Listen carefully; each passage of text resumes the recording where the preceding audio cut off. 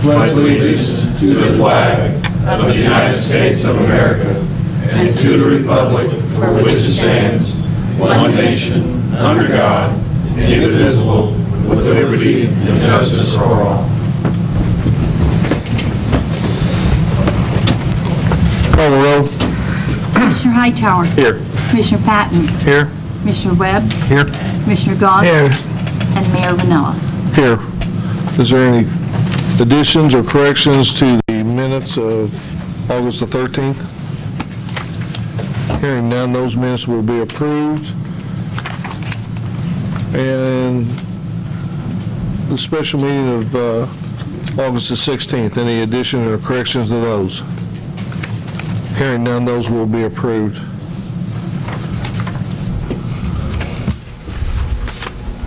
Now, it's okay, he's not here, we'll just move on to public comment. Anybody here to address the council? No.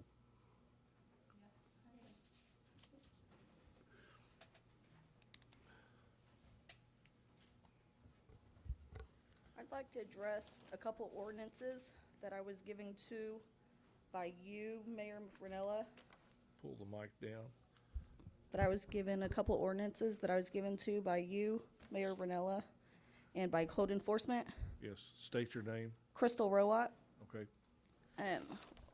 It started because I was trying to get a pole barn permit. And at first I was told that I would get the permit, but when they came out, they mentioned the grading of my yard. So they're mixing two things together, the pole barn and my yard landscaping. So they gave me an ordinance here, 2283, which the only thing that they can constitute say is that my yard's a water course, which my yard's not a water course. They said I would be in violation of that. That was from code enforcement, Brian. Mayor Ranella gave me ordinance 1033, and he even highlighted it for new developments in flood hazards. I'm not in a flood hazard. It's not a new development. So then I was in contact with the Illinois Department of Agriculture and Williamson County Soil and Erosion as far as landscaping of my yard, since it's brought in with my pole barn now. And they said that I have a right to fill in those spots due to the Illinois Drainage Act. Well, I was given my permit for my pole barn, which has landscaping inclusions on it. So I did a Freedom of Information Act and requested all permits for add-on buildings like my pole barn. There was a total of 32 other ones, and none of them have the same stipulations as mine that has anything to do with landscaping. And I'm just trying to get, I guess, figure out what's the right way, because I've been to the mayor. Code enforcement was in there, street department was in there, and street department saying I'm diverting water with my pole barn, which that's not the case. And if that was the case, then why is there permits? He also raised a cane about them giving me a pool permit because he said that that was diverting water with the pool. So I just feel like I'm being discriminated against. Well, what agency did you go to For which one? besides us for this issue? I couldn't remember. I went to code enforcement. I mean, I got that. I talked to Department of Agriculture. Okay, yeah. In Williamson County Soil and Erosion, which I did forward the email to Mr. Ranella from Williamson County Soil and Erosion that talks about Illinois drainage law. So you're saying that's in conflict with our existing ordinance pertaining to your issue? Honestly, I think that your guys' ordinances doesn't pertain to me. And they're trying to say that it does because they're saying my yard's a water course. Well, let's tell everything. You got your building permit. Yeah, I did. I Yeah. said that. Okay. I got my building permit. And so we didn't discriminate against you there. Also, Can I pass these up for people to look at? sure, yeah, that's fine. Also, we, at our cost, sent the city engineer and our street superintendent out there. This is everybody else's. And, No, wait, and our, he's speaking to you, go ahead. and our only concern was when you build a building on your yard, where is that water gonna go? That's all we ask you. With regards to that, And you say it's not gonna go anywhere, but With- in your yard. with And regards- Crystal, that's not true. But we went ahead and we gave you the building permit. And we understand, now, talk about the 8 trees that you took out. 12 And there's 12? we took out 12 trees. Okay, she took about 12 trees out of her yard. And we understand that part of this process was to bring in soil to fill those holes and mitigate that problem. And we knew, and I think Doug told you, keep the elevation minimal so that water doesn't run onto somebody's yard.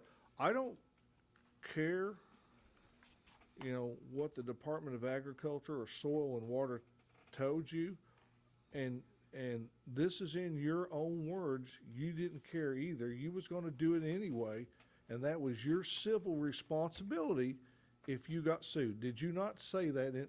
I said that it was a civil issue. It wasn't a city issue because the ordinances that you guys are giving me But- does not pertain to me. But it is a city issue. If we allow you to But- run water onto another's property and it damages it, then we become a claimant with you. Am I right or am I wrong, Mr. Green? There could be a claim made against the city. That's right. And that's all that we was trying to discuss with you in these meetings, is that we don't need any more liability. There's people find it against us all the time. But at the same time, we issued you a building permit. With stipulations on my landscaping, which is 2 totally different things. And And what, you made the comment to me, Crystal, why don't you let the pole barn go? We have no problem with you leveling your yard, grading it. You made that comment to me, and I said no. I said, let the road go. I asked you not to build the road back to it. You said the pole barn, and you said that you would let me grade the yard, which the pole barn wasn't the issue because Kathy and Brian already said I was within my Pole- rights for the pole barn. And we agreed with that, and the pole barn was on your highest elevation. I asked you, could you skip the road? And you here again told me, I don't care, I'm gonna build this road anyway. I said I am within my rights. Show me an ordinance I'm in violation of. And every ordinance I showed you that didn't pertain to me, then you gave me this letter that Mr. Green had sent out to some gentleman in 2010. That's And you're right. like, here's the ordinance. This is not an ordinance. This is a letter where somebody had But brought in that- a crap ton of dirt and did that- flood their neighbors. That was based off an ordinance and I'm almost sure state statute.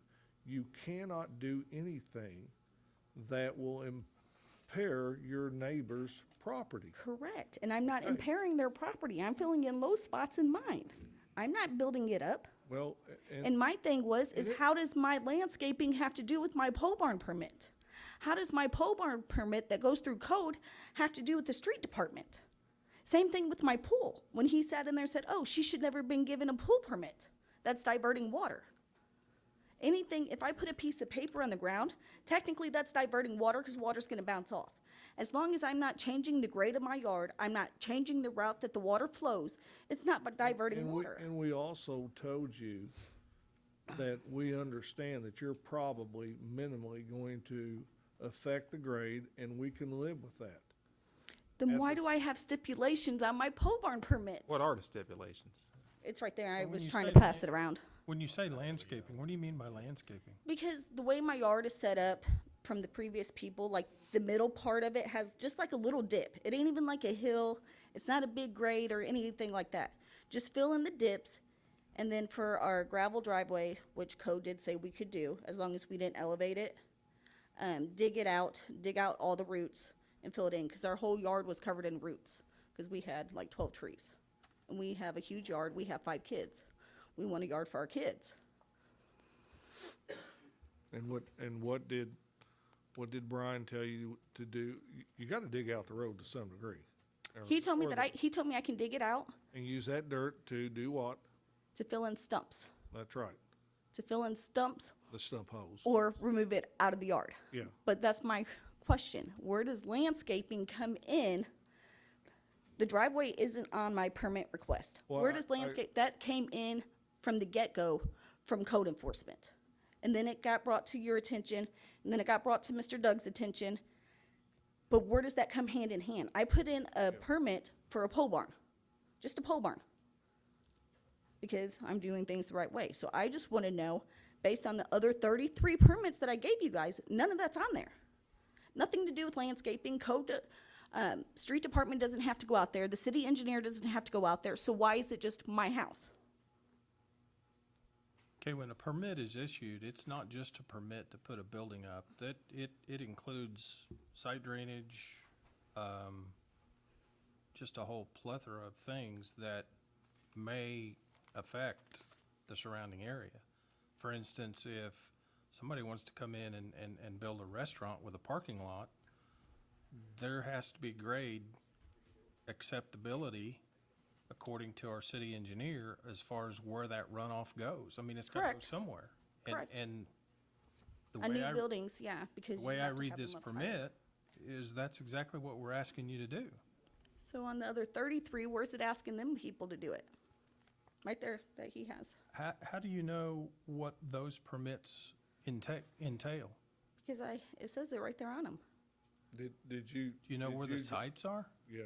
Do you know what elevation the ground is? No, it's not on there, just like mine Exactly. isn't. So those are standalone. This is yours. Right, Really don't need to be concerned about these because the decision's already been made on these. right, it's been made on mine Based on an too. assessment. And that's what we've done with yours. We've based it off of an assessment of your site, and we've said A, B, C, and D here. Okay, so where's the ordinance, again, that pertains to landscaping? There isn't one. It's not It's not about landscaping, landscaping. it's moving water. I mean, landscaping probably wasn't the term to use in Brian's, It's not, Yeah, there's not the it's- word landscaping yeah. on this permit.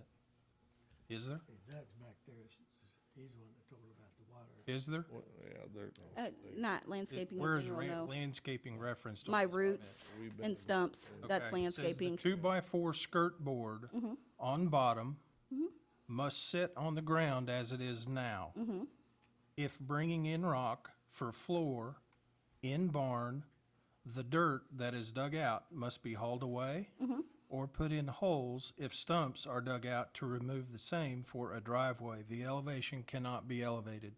Correct. That's got nothing to do with landscaping. So where does That's- the roots that's and just- stumps come in? I'm sorry? Where does the roots and stumps come in? you took them out. But it says it on there, that's landscaping, my stumps, it's part of the landscaping. Okay, when you took a tree out, did it leave a hole? No, You took a root ball out and it did no, that's not what leave a hole. we're getting ready to do, is pull that out. But Ryan said I cannot bring in no dirt unless I'm taking the same off the property. I'm not allowed to move around the dirt on my property. I can do a couple shovels if I want to. Okay, I think the intent here is, and I don't mean to speak for the code enforcement. We want to balance the dirt work that takes place at that site. Balance meaning you don't haul any in, and if anything, you take it out. So if there's any holes, you need to level it off the way it is and build your building, okay? They don't want you to raise the elevation of that because that's gonna create runoff Correct. for your neighbors. Correct, and we weren't doing that. Ours is the dips in the yard. They said I cannot fill that in. Not the way I understand it. No, The water runs, the natural course is heading, never eat shredded wheat, northwest. Is the lowest spot. Private.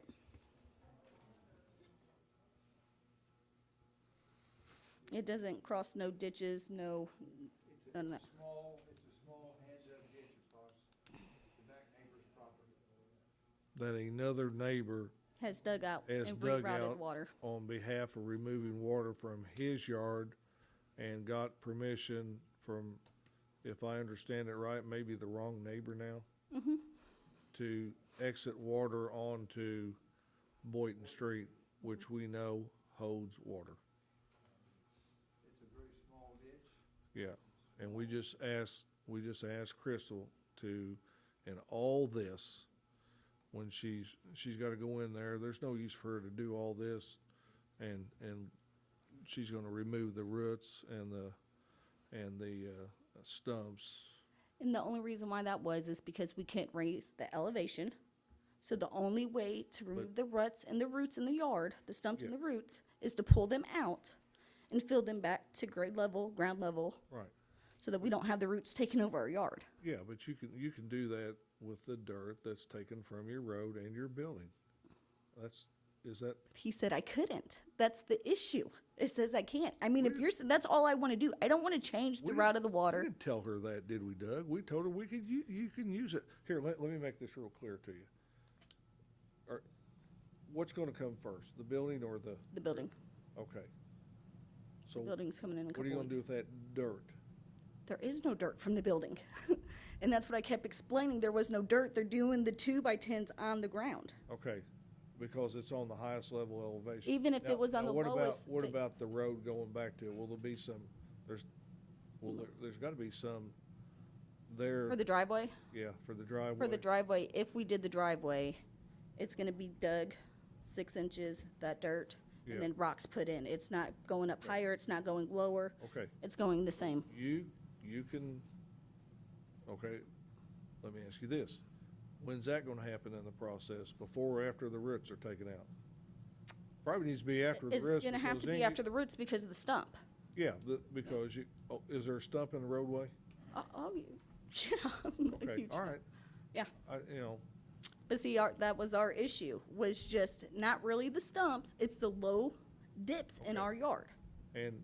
Not you- changing the you can- grade, filling in. And the dirt taken out of your yard can be used to fill in these holes, Okay, that's all I Okay. wanted.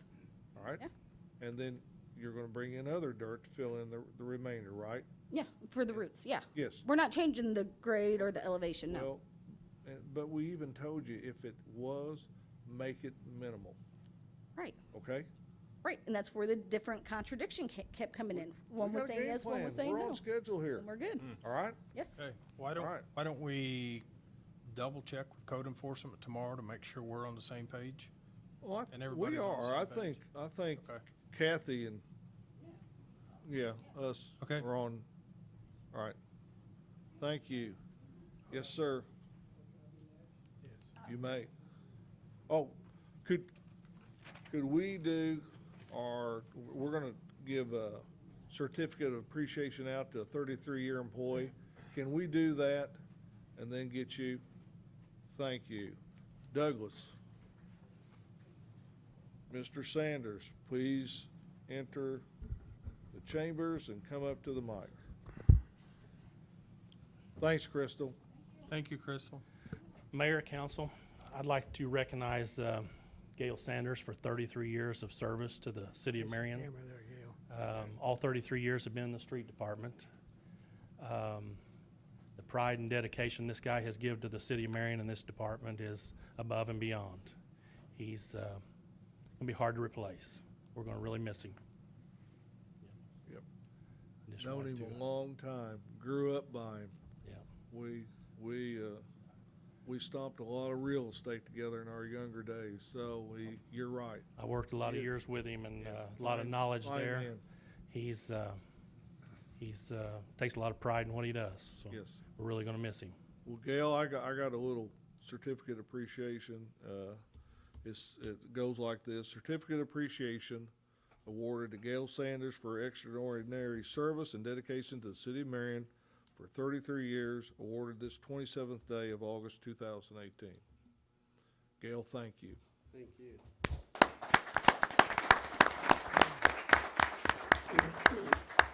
I'd like to say also, you made my 8 years as street commissioner very pleasurable.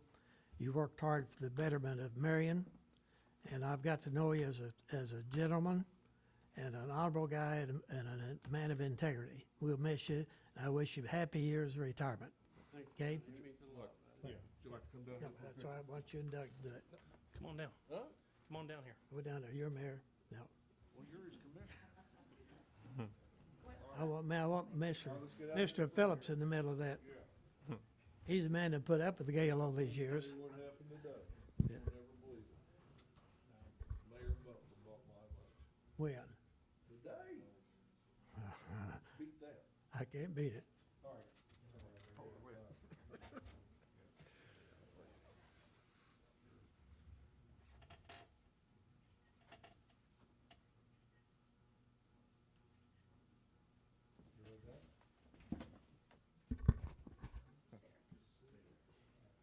Get through with it.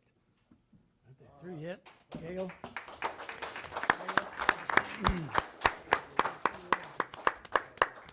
Free lunch. Okay, thanks. I get a free lunch Wednesday. Free lunch Wednesday off of him. Thank you, Gail. Thank you. Thanks, Gail. Daughter, who's that with her? That's my granddaughter. All right. Thanks again. Thank you, guys. Sir, would you like to come up and address the council?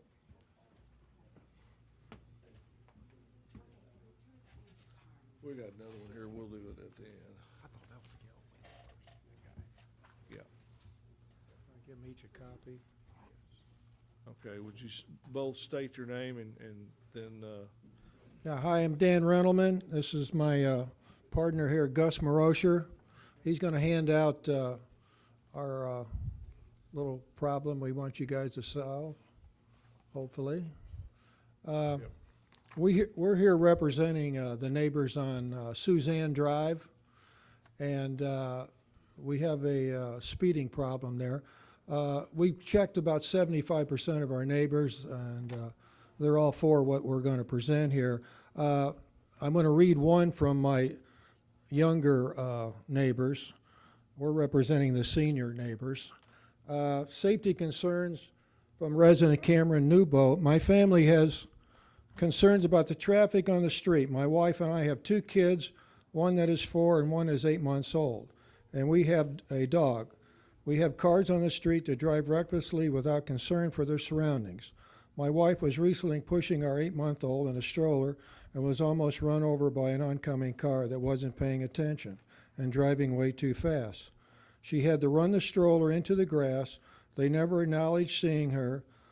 I've almost been hit weed eating, and my daughter was almost hit by a driver that was texting and driving at what I would consider a high speed for the neighborhood. We've seen countless cars speeding through the neighborhood without slowing down when someone is riding a bike or walking. The neighborhood has contacted the police and has not made a noticeable difference. Our major concern I have is what happens when one of these drivers hits a child riding their bike or hits a mother when she's pushing a baby in a stroller. We are more concerned about the liability and damage of a car that went too fast over a speed bump when they shouldn't be driving so fast in the first place. Or are we concerned about the liability of a person being seriously injured or killed by a car driving too fast? I think this answer is pretty clear. Mr. Marosher would like to put his part. Okay, I'm a caregiver, and let me describe Suzanne Drive for you. It's a narrow street, ditches on both sides, and it has a crown. So when I push my wife with a wheelchair, or some other people, there's another lady that has a motorized wheelchair, I'll be pushing her along, and suddenly I hear something, and it's someone whizzing past me at about 50 miles an hour.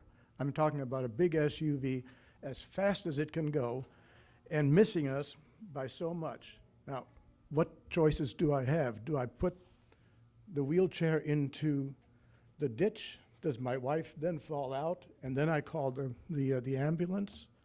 It's intolerable. My wife doesn't want to go out anymore. She's kind of a prisoner in her own house.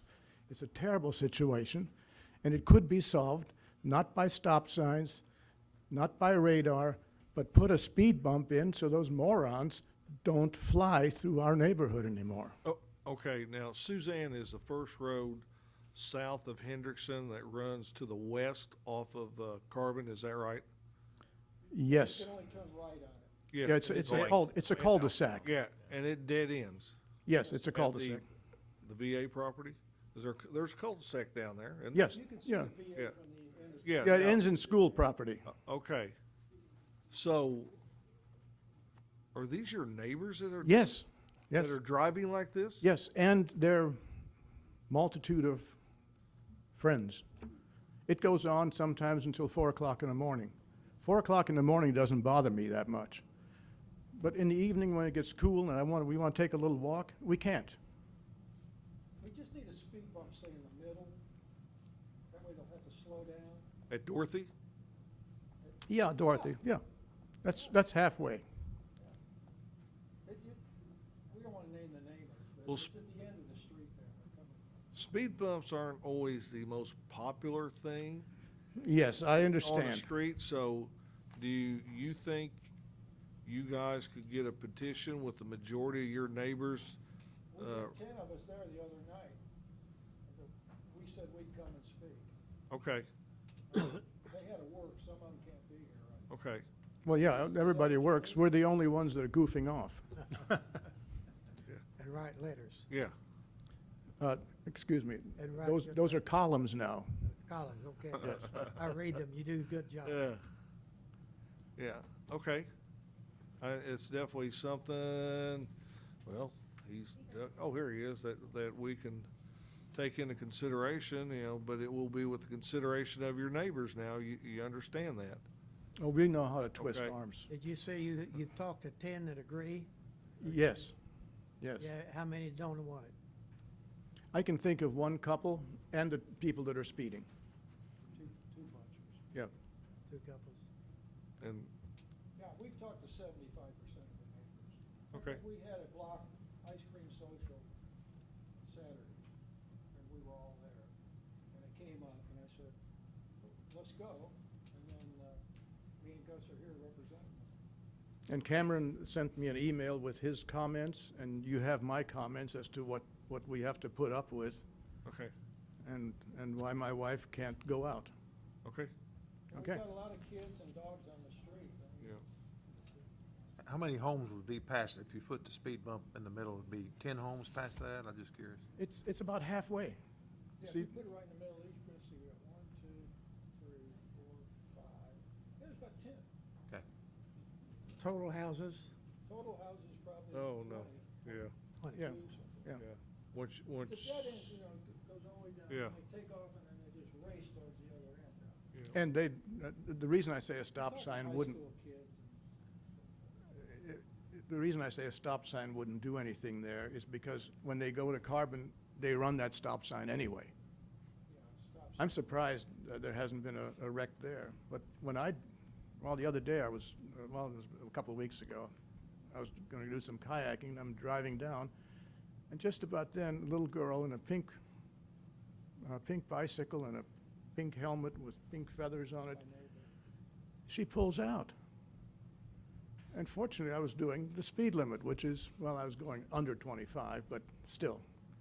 But if someone had been going 50, splat. Well, we always have those that don't want a speed bump, as the mayor said. Read them, make sure your neighbors are in agreement. Yeah, well, those that don't want speed bumps are ignorant of the fact that if something happens, they wish they'd had them. Because what inconvenience is a speed bump? You slow down for 5 miles an hour and then you're off again. But if you're going 50 miles an hour or 60 miles an hour, it's going to jolt your car. I don't think you have to make a speed record to get to the end of the street. Well, There's a stop sign at the end. so what are we going to do now? We're going to, You get up to 60 and then you gotta stop. you want an actual petition with signatures now? please, I can get that. You'll have it. please. When, do we just bring it by then? You can bring it by and leave it with the clerk, I'll do that. and then I'll give it to Commissioner Goss, and he'll get with Superintendent Phillips, and we'll go from there. Thank you, Mayor. Thank you, gentlemen. Thank you. See you, folks. Thank you.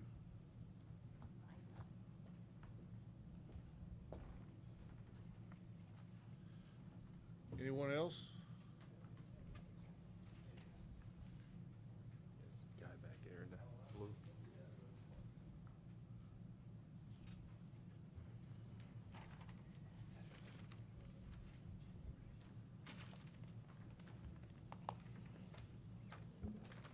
I think we all know why I'm here, so, I mean, let's just get to it. You see this piece of paper that I show you, that the city accepted that subdivision that I live in 75. I buy the house in 2016, question why the road is still gravel, and I've still yet to come up with an answer. I thought we settled that we were gonna pursue that, at least doing oil and chip. Ain't that basically what you were asking? Well, the last meeting, we were gonna have a meeting as far as owners, and we've yet to have that, so, I mean, And you came by and seen me at my business. You talked to one of the developers and. I've talked to one of the owners, there's 3. And I had, Yeah, with the idea that you had brought up. I shot an idea to him, looking at the plat, Every one of these below me to the south are all paved. There's, no, let's get to the, I thought it was Forest Court. it is, it was called Susan in 75, Oh, okay, all right. I guess. That's All right, before my time. so you own I- 7 and 8, 7, 8, and 9. 7, 8, and 9. Yes. And, okay, where is, 4, 5, and 6 are for sale. okay, 10, 11, and 12 are for sale. and who's the neighbor that, owns, John Shute, Trevor Crabtree, and Trevor. No. Oh, there's 2 homes, yours, and who's the other one? Leon Kerr's on the northeast corner there as you turn on the Does forest. he own 1 and 2, or 1, 2, and 3? He just owns 2. He just owns 2? Yeah, he's a small lot. Pearl and Cindy Gibbons own 1 and 3. Okay. And then I don't know, that's a new neighbor in 13.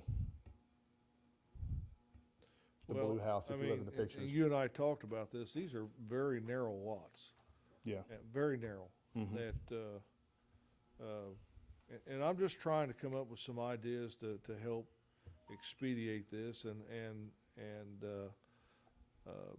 Adam and I said, well, maybe they will deed these lots to us, and then we could replat this and sell these lots, and we use that money to do the correct upgrading of the road. Mhm. Well, he talked to one of the owners.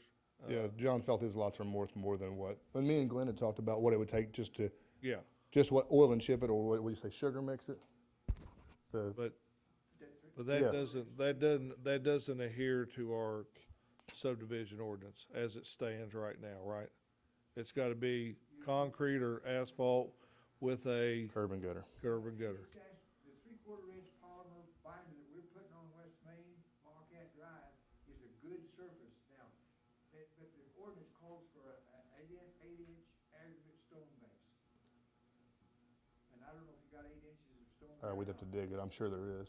I mean, yeah, and the ditches need to be cut on both sides though. It needs to be drained. I mean, I don't wanna halfway do it. You know, if we're gonna spend the money oil and chipping it or whatever sugar mixing, at least ditch it. You know what I mean? Just so it preserves it. Well, I mean, me and Leon are the only 2 it affects right now. Yeah. Care? Yeah, Kerr. Yeah. Yeah, Kerr. How do you say? Kerr, yeah. But they. But here is the thing.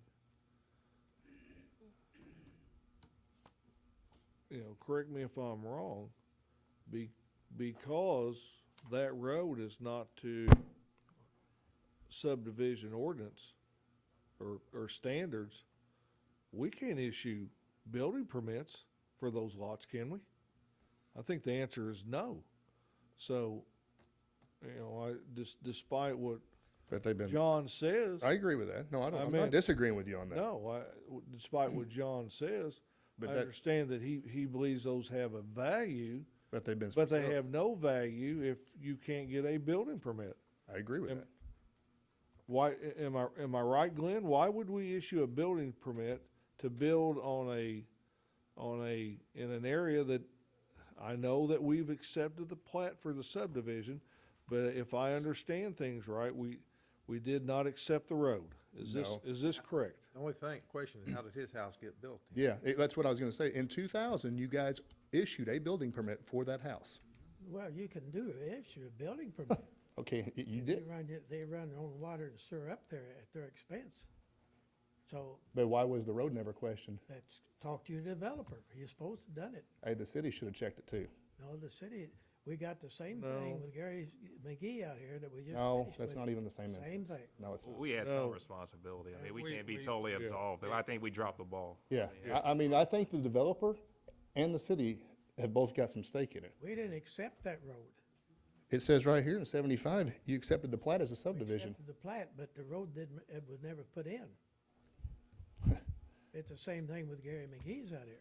Well, And we can't. I'm just trying to get a I'm trying to come up with We're a, requiring him to put the road in if But he's never done anything I, with it. Gary owned all those lots. I don't own these other 6.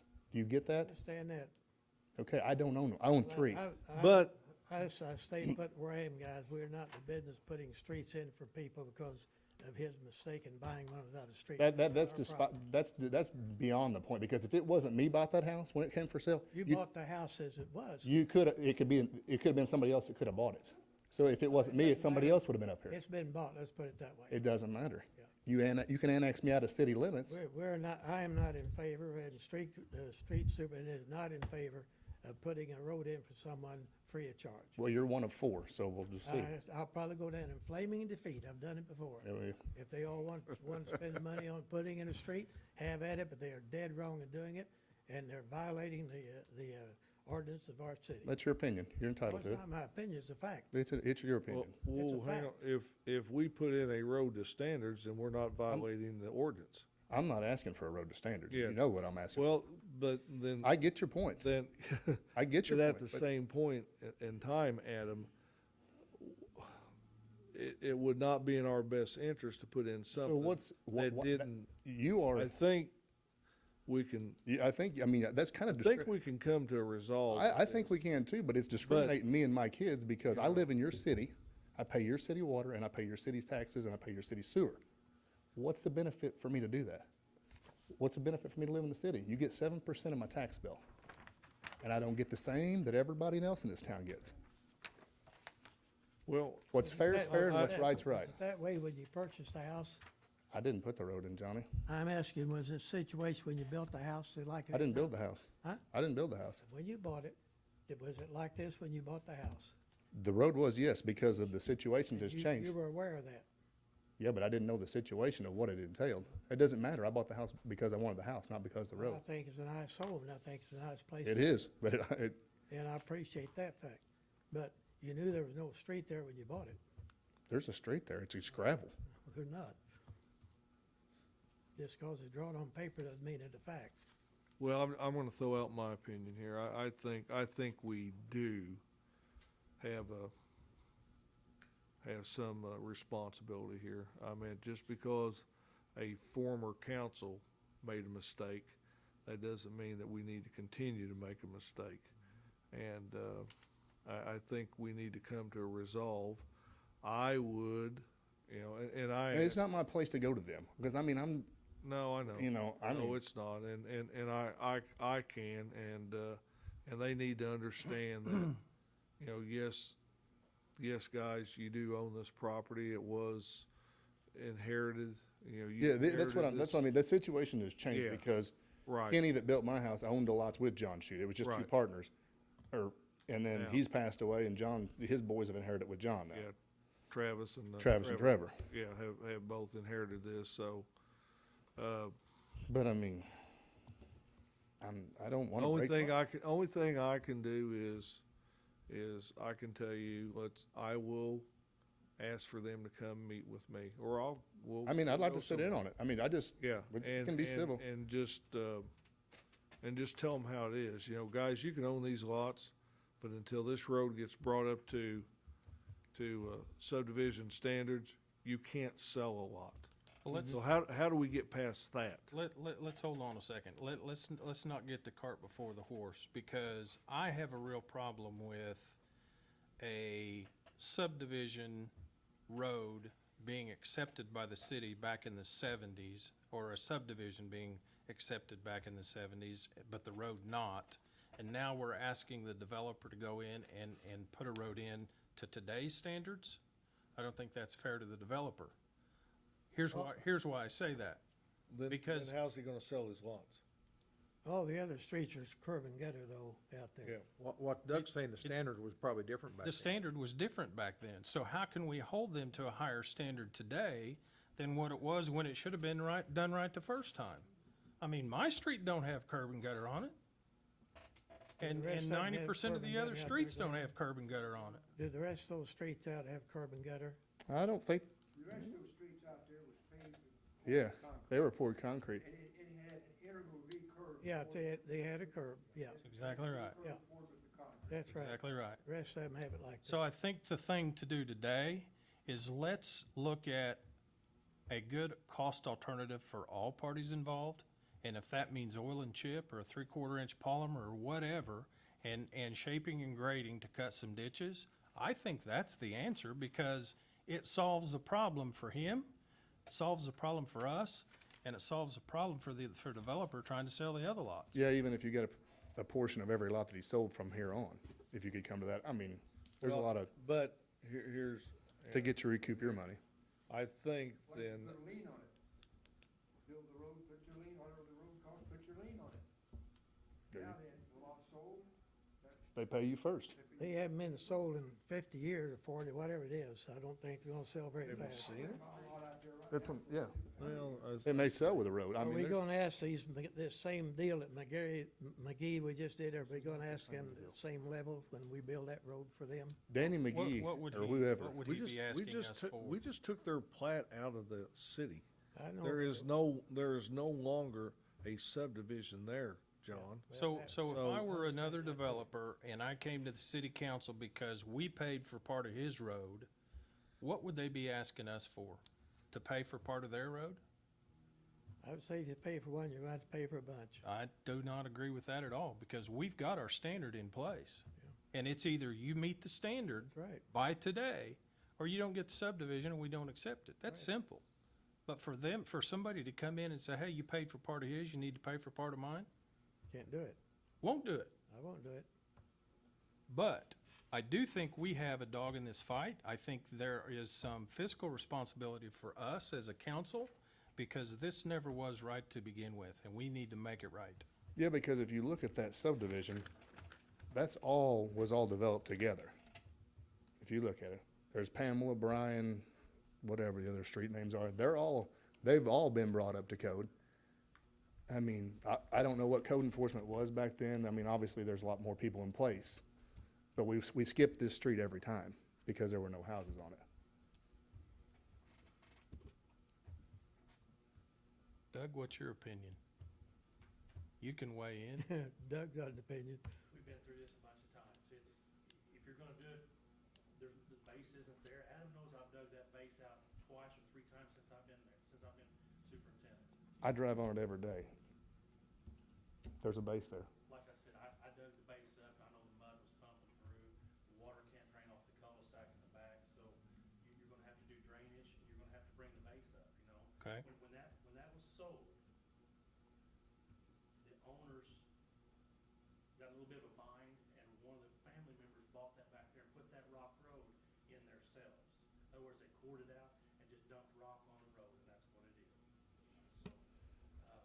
So, however you wanna take it, I mean, I know for a fact, I've dug it out, put 3-inch rock, in several places on that road. It'll be back this winter when it starts freezing, thawing, it'll be back. Okay, in that instance, since it's not your road and it's not my road, well, who pays for the maintain? Because if you look at I done it twice for you. well, if you look at those pictures I brought, that's rock I've put on it. The only thing you've done for me is dug a little bitty ditch about 10 foot long. And then, I don't wanna misquote. Several times, but I'm not gonna get into that. Don't wanna get into that. I don't wanna misquote the city attorney, but one time, I think you were advised, Doug, not to get on the property anymore. To do more improvement the way it was. so if it's not your road and it's not, I'm not Their asking roads. him, I thought, Doug, but is that what you understood? That Steve advised, just stay off of it, well, whose road is it? It ain't mine, ain't yours. Whose is it? belongs to the developer. No. Yeah, they pay taxes on it. They pay them Like quarterly. Trevor pays half and John All the pays half. lots there that belong to the developer. All the lots are not sold that belongs to the developer. I own the back three. He owns the ones on the way to my house. I understand that. I got no problem with that. But you didn't make any sense. We had a situation similar to this in the county, and they passed an ordinance to allow lesser standard for these, subdivisions were taken, years prior to the subdivision ordinance. And, to me, that would help protect us if somebody came in with a new subdivision. Yeah, I'm not asking It wouldn't for, pertain because we'd have an ordinance, so. Well, I agree that you can do that, but the existing remaining streets are up to standard. You can't let his not be up to Well, standard. when was, God, they've been there for every bit, when you're looking at, Pamela and, Laren and all them, they've been there for a long, long time. Yeah. 70, yeah, Okay, so 75. I'm just assuming that they were put in prior to our revised subdivision ordinance. The subdivision ordinance that existed at that time, that concrete street exceeded the ordinance considerably. When Charlie put them in. When Charlie put those to the south, those streets in, he put those in with concrete. And there was nobody on Forest Court, and he didn't put any streets in because there was no lots sold or anything was there. Okay. But the city issued a building permit for those houses, That's right. and that's the mistake.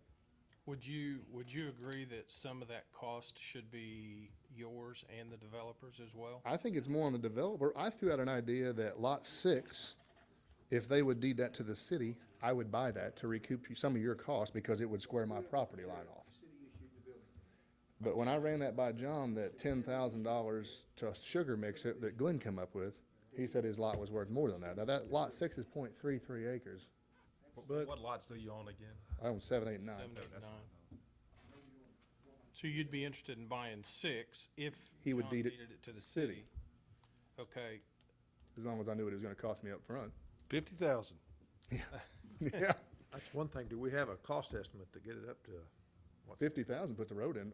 Isn't that what we said, Glenn? 50,000 do curb and gutter and, That was before you were Yeah. grading, excavate all of it out.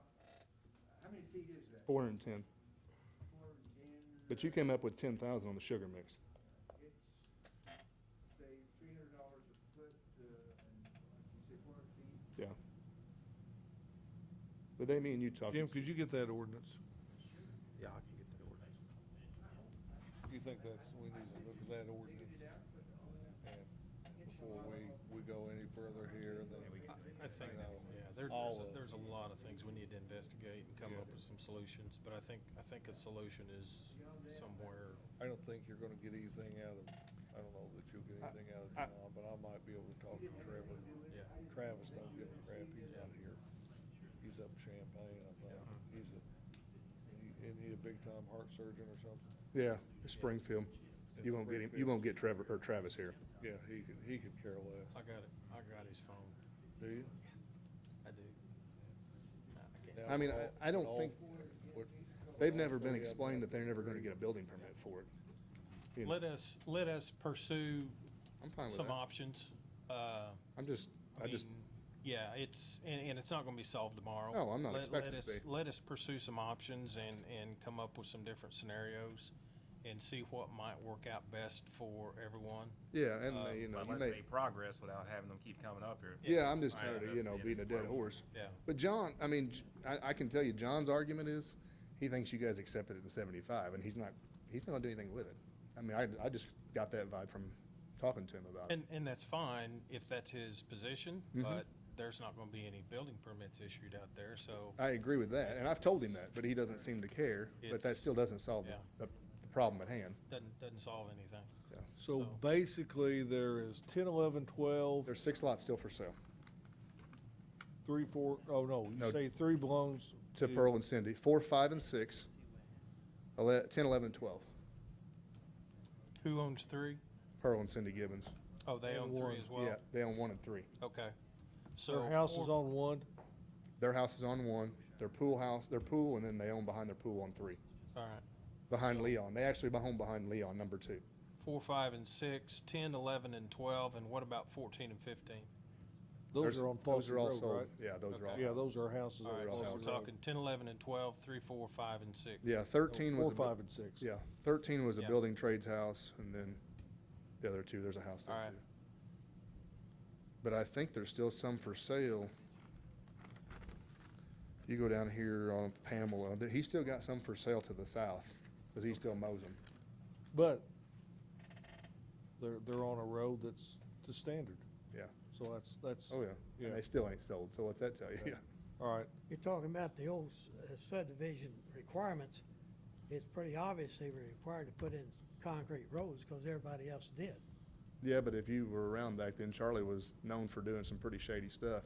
And I'm just speaking from Glenn, that they were all put in with concrete. Okay. He had to put in concrete, he elected to do that on his own. Right. But it's in there. Before he put concrete in, he said, he could have put in 6 inches of stone and 2 inches of asphalt in Yeah. the 70s, he'd been good. Right. He elected to go concrete. Steve's got some. There is a statute in the state of Illinois that will allow people like you to bring your own private cause of action against the developer for not putting in what they were supposed to do. Okay. That may be an option. I have filed such a lawsuit in Des Moines one time. How's it come out? I won. I got it on the road. If we can't come to a resolution this way, There's, that's an option. there's your guy. That's Yeah. the legal way to do it. Yeah, Better, I mean, better get him before November, cause. yeah, I know. I can tell you one thing, this may or may not make a difference. I lived on Larry Lane, built in 91. 90. Yep. And I lived there till 96, it was a rock road, it's John's development, that last road. I don't know when they finally put the asphalt in. I was in high school, 98, 99. Okay, it was after I left, but anyway, so it was, they were building, or the houses built there, at that time, but he improved it, I guess, to sell the lot, so he's done something since the original construction of it. Does it have curb and gutter? Yeah, It has curbs, yes, yeah. yes, and Or he we have the- he got pressure from the neighbors to bring it up. But I'm assuming he paid for that, He did out of his own pocket. Okay, so he knows the deal.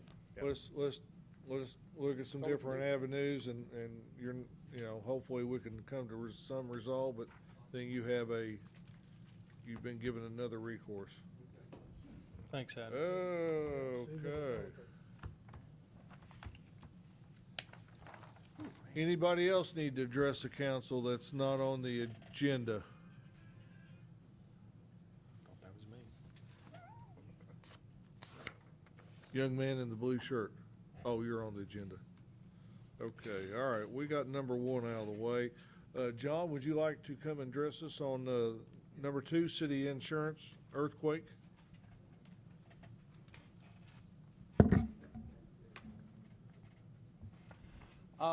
Question came up the last meeting about the earthquake, and we actually were in discussions with the insurance company on this, trying to see what we could do, what's the better way, if there's a better way. Because one of the other things that came up on this, was when travelers raised the, primary insurance to $4 million on the city's insurance. Last year, we had $2 million with, through Berman and Flowers. So we increased by another $2 million the amount of primary coverage. Well, in going through some different things, and last year we had $10 million on the hub, $5 million additional on the rest of the city, plus $5 million on the Civic Center on a separate policy. But what we did when we redid this year, or just recently, was to, instead of putting $10 million just on the hub, is to put a total of 15 citywide. That way we're not singling out the hub as far as we think that's going to be a problem. We're going to do it, spread it over the rest of the buildings of the city so that we're not trying to determine where the problem's going to be. We're going to spread our risk out over everything. The price actually last year was $36,100 for the two policies. This is $35,000. for the one policy. One of the reasons it's a little less expensive is because of the $4 million primary instead of the $2 million primary. So it solves a problem of the, to me, of trying to pick the one building out that if nothing happens to that and other buildings are damaged and it's $12 million, then we're in trouble. But this way, we've got more coverage spread across the whole city. Now, the other thing that RPS, which is the broker on this, can do is they have a modeling system that they can come in and there's no cost to the city, but to figure out how much for sure they think we need according to their standards. My son works in California for this company, and they do a lot of earthquake coverage, obviously in California. And he says in San Francisco area, California, he said they're usually looking at about 30% earthquake coverage across the board. For the valuation of the building? Right. Okay. So with what we have now, we're not going to take the Civic Center into consideration because we have that on a separate policy with $5 million. But we got $68 million of insured value right now. With the 15 and the 4, we got 19. So we're real close to, where we need to be as far as what he thinks the standard will end up being, or what that they do it on a 500-year earthquake, basically, or they do it for floods, they do it for wind, hail, earthquakes. So they're going to get that process rolling. I don't have it done, obviously, yet, but anyway, so by doing what we did, spread it out, saved a little bit of money, and keep the same amount of coverage we had. We can go, I got a quote for doing it up to 21 million if we wanted that additional, and that was like 43,000. But I thought at this stage, it's probably best to, again, that we got almost $20 million worth of coverage. That's on all the buildings, or just? That would be all buildings across, so including everything except the Civic Center, which has a separate You policy. got that separately. We were able to, because of the type of construction, back when we got that, we were able to get a better price at that time with Chubb, and including the earthquake, because they wanted earthquake on that at the time, and they wanted more earthquake. So we put that under a separate policy. Okay, so you're saying that we have $68,872,000 worth of Property coverages, property coverage, right, excluding the Civic Center. excluding the Civic Center. Right. And you look at $19 million, we more than exceed our 30%. Right, and then, like I said, we'll get that modeling done to see if that 19 million is the right price.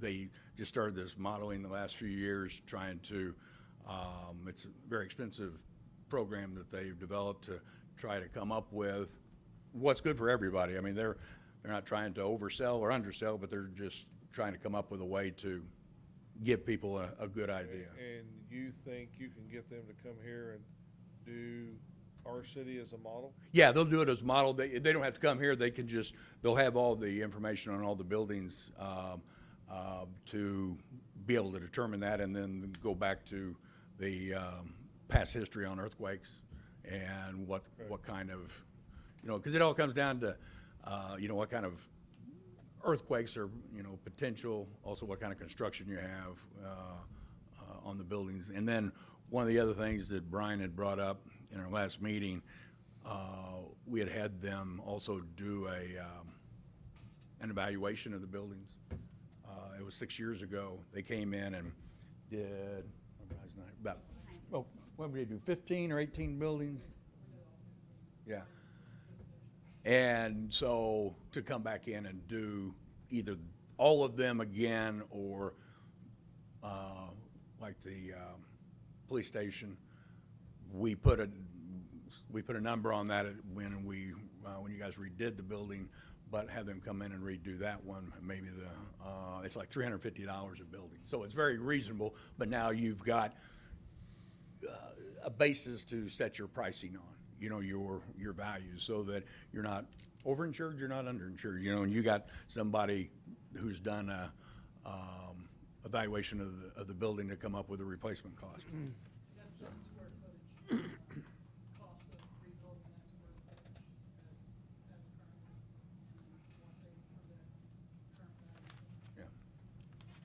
Has the hub got any seismic design in it or construction? I mean, it being the newest one?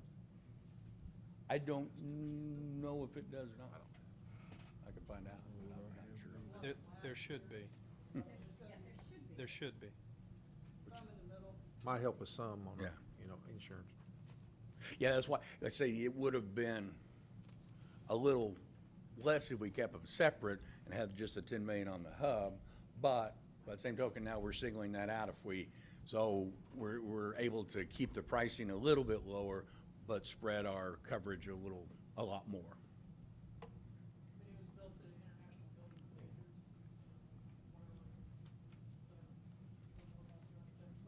Yeah. There should, I'm not sure how in-depth it was, but there should have been some, and I'd have to go back and look myself, but I'm sure there were some seismic connections and whatnot. I'm confident of that. So what you're saying, John, is you feel confident we're in the right place as far as coverage. Right. We just need to distribute that a little differently. Right. Gotcha. Yeah, so this way, we're just not trying to predict what's going to happen, but give better coverage. Okay. I agree, because we don't need to have all our cards on one building. Right. That gives us a little flexibility. Because our luck, the hub will stand in the way. City Hall. We'll crumble. The police station, the fire station. Darn the luck. Yeah. City council. Okay, That takes care of my concern. yeah. Okay. All right, so this was actually on the agenda of August the 13th for approval of that policy. So, gentlemen, what's your pleasure? It's under number 2 today. What was, We took off consent agenda, just because it was a renewal on insurance. put it on consent agenda? No, it was on consent agenda Yeah. last On the month. agenda on number 2. Okay, so we need a motion and a second to, Because we switched things. okay, To adopt this, yes, this letter from John? to pay the policy. Okay. Well, that's a problem. You getting paid? No. Okay. I'll make the motion, we go ahead and pay the bill then. That's a consent agenda. I'll second. Okay, got a motion second. Hearing no further discussion, call the roll. Commissioner Hightower. Yay. Commissioner Patton. Yay. Commissioner Webb. Yay. Commissioner Gauss. Yay. Mayor Vanella. Yay. Thank you. Thank you, John. Number 3, council approval of Josh Wilcutt as laborer. Yeah, he's gonna replace the lead man that was recently promoted from laborer to lead man, so I left the position in our laborer position. Brent and I, a couple weeks ago, we interviewed several applicants. I mean, we have some pretty good applicants. Joshua Wilcutt, he was the one that we thought was best suited for the job, very competent. Seemed like a very level-headed guy, and so it's my recommendation that we approve him as a laborer, per the laborer's contract. Got a motion? Second. We've got a motion second. Any discussion? Hearing none, call the roll. Commissioner Hightower. Yay. Commissioner Patton. Yay. Commissioner Webb. Yay. Commissioner Gauss. Yay. Mayor Vanella. Yay. Number 4, Cemetery Department is asking for the approval of the purchase of an Exmark lawnmower that was actually purchased in May at a cost of $11,200. We had a trade-in value on a used Exmark valued at $2,200, so we need a approval to pay FB McAfoose $9,000 for the new Exmark mower. Might add that this has been in use for a while. It was an error on whether it be my part or the cemetery's part. We just did not get it in on city council and realized it when McAfoose complained that he wasn't getting paid, so. My recommendation is to pay the McAfee bill for $9,000 for the Exmark mower. Yeah, and this was a budgeted item? Yes. Okay. Got a motion and a second. Any discussion? Hearing none, call the roll. Commissioner Hightower? Yay. Commissioner Patton? Yay. Commissioner Webb? Yay. Commissioner Goss? Yay. Mayor Vanella? Yay. Commissioner Webb? Yeah, we've got a repair to make to our newest ladder truck. It's basically the water line that runs up the ladder. Swivel has kind of worn out over the years. This truck is a 2004, and it's our newest truck. So we've had to kind of take it out of service, and we've moved in line the 30-year-old ladder truck. So we're in dire need to get this repaired and get it back in service. The cost of the repair is $11,450.54, and is to replace the swivel mechanism for the water line. With that, I'll make that my motion.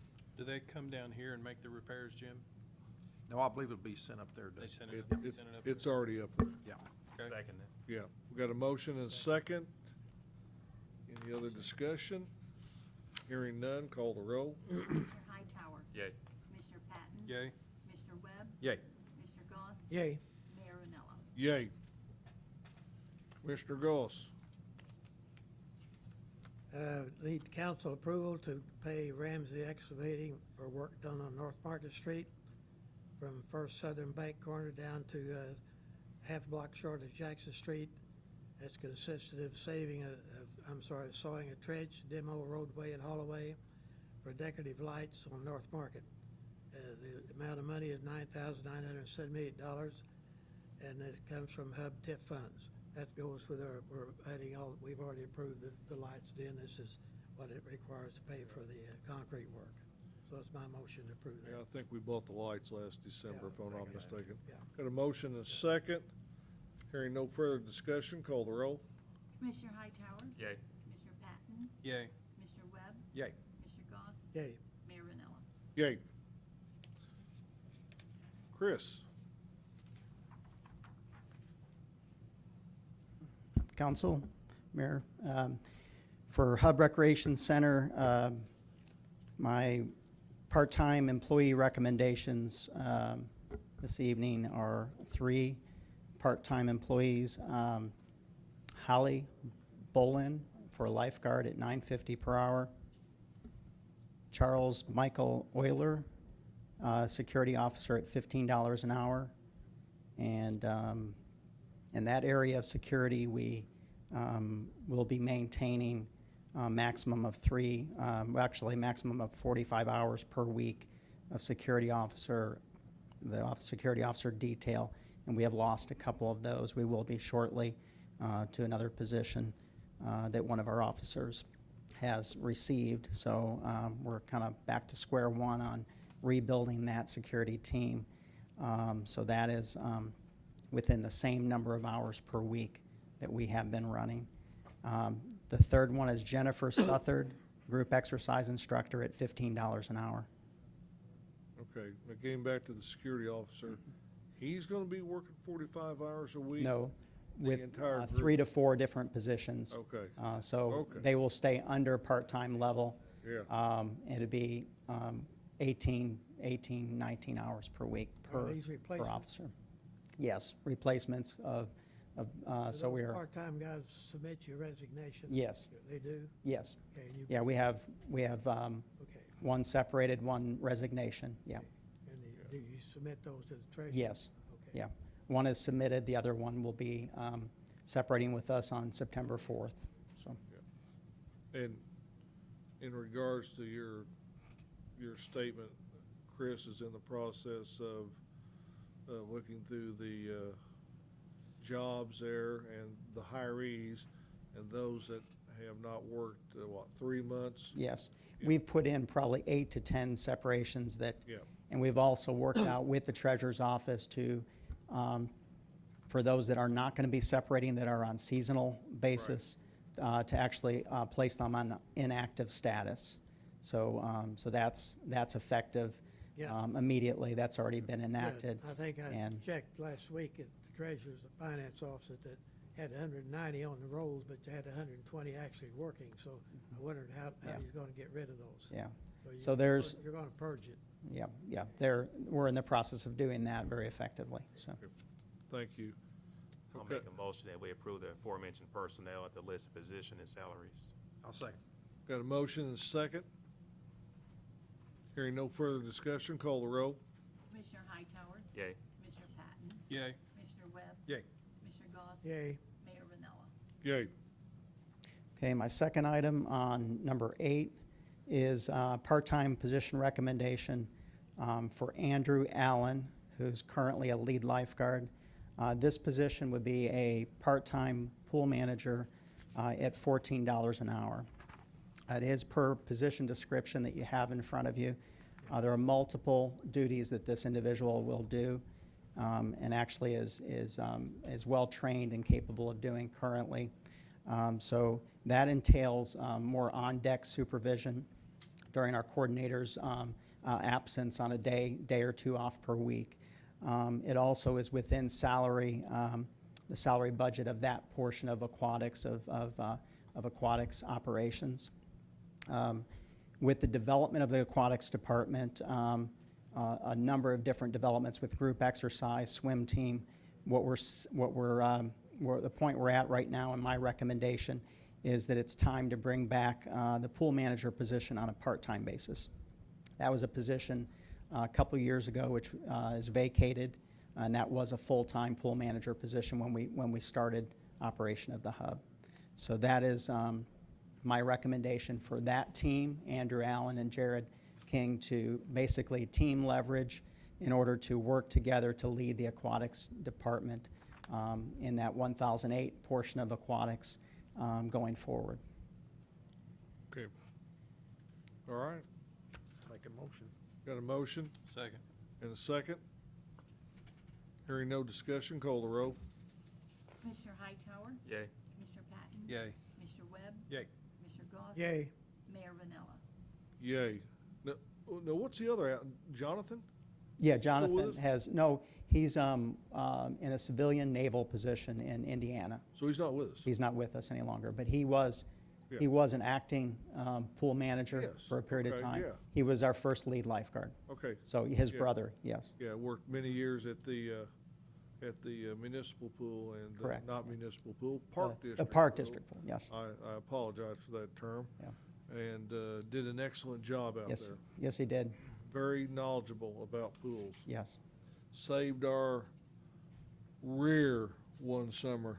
Would that be correct, Douglas? I believe that would be correct. All right, and number 9.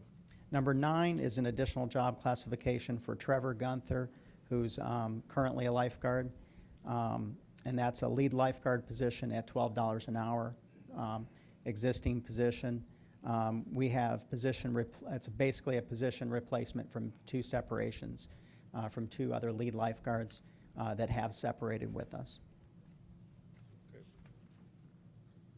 All right, Make that motion. got the motion, Second. got the motion and a second. Hearing no further discussion, call the roll.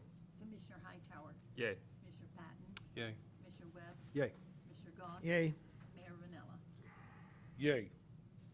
Gail? Thank you. I would like to ask the council to accept the resignation of Fernando Emmanuel Castillo. If the council recalls, you approved him for the position last meeting, and as we talked, he was we were very fortunate to get him out of the Rhineman Theater. Well, he accepted a job with a touring company that was much better than our offer, so he has resigned after 4 days' work. So if you would accept that, and the executive director, Josh Benson, is interviewing for a replacement.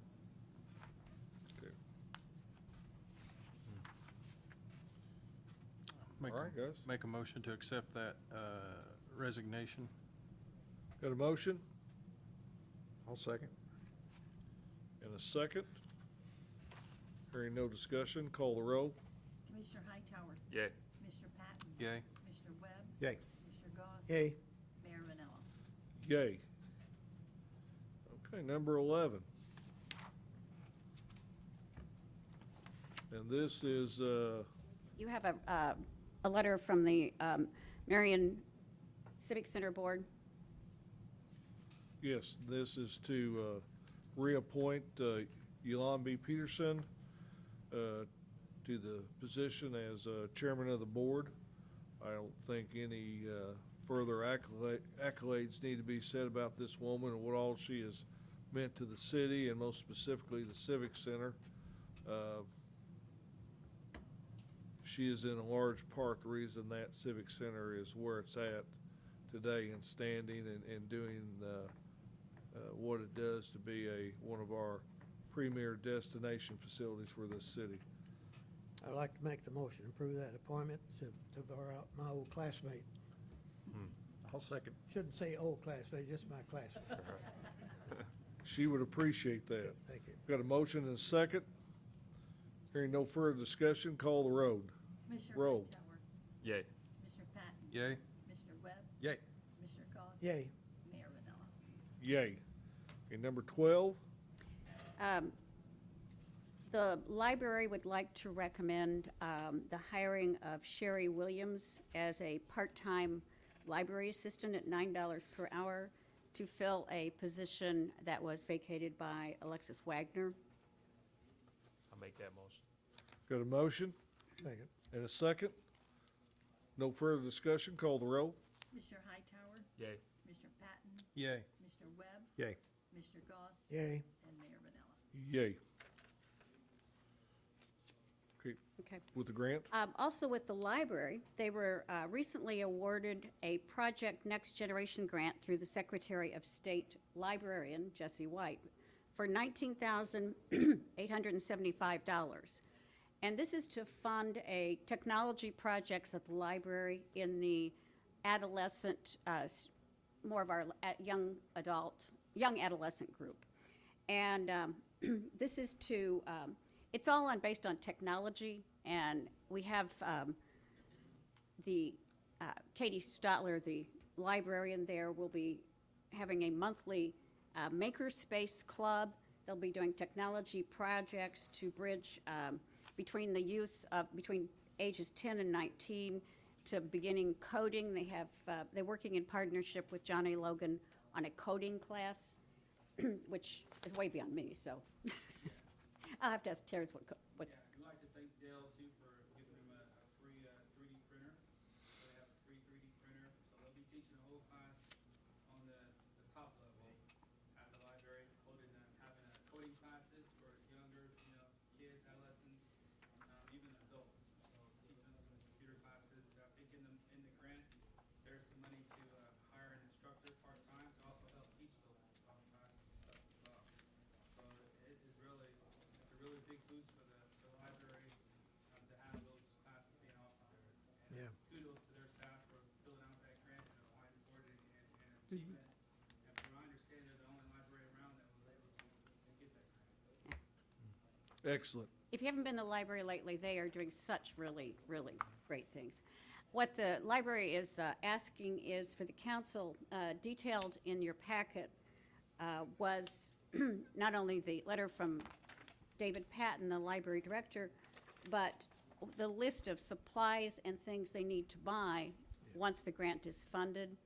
And since the funding is coming in, but we don't know when the check would arrive, the library is, and these were detailed in the grant also, the library would like to have funding approved so that when the money arrives, then the treasurer's office will be aware of the monies received and they can start ordering their supplies. Okay. Is that something we can do tonight, since it's actually the expenditures of those funds? Yeah, and they're listed, yes. Steve, we met with David Patton, Steve Hale and I. Okay, so, but, Yeah, but it specifies what you got in there. okay, You're approving, the expenditures. okay, Now, and then when they get it, they don't have to come back to council. Right. Once they get the grant money, they can go ahead and start spending it based upon your approval. Based upon this list. Yes. Yeah. yes. I'll make that motion. I'll second. Got a motion second. Any further discussion? Hearing none, call the roll. Commissioner Hightower, Yay. Commissioner Patton, Yay. Commissioner Webb, Yay. Commissioner Goss? Yay. Mayor Vanella? Yay. Lisa Wilson. Come forward, and if you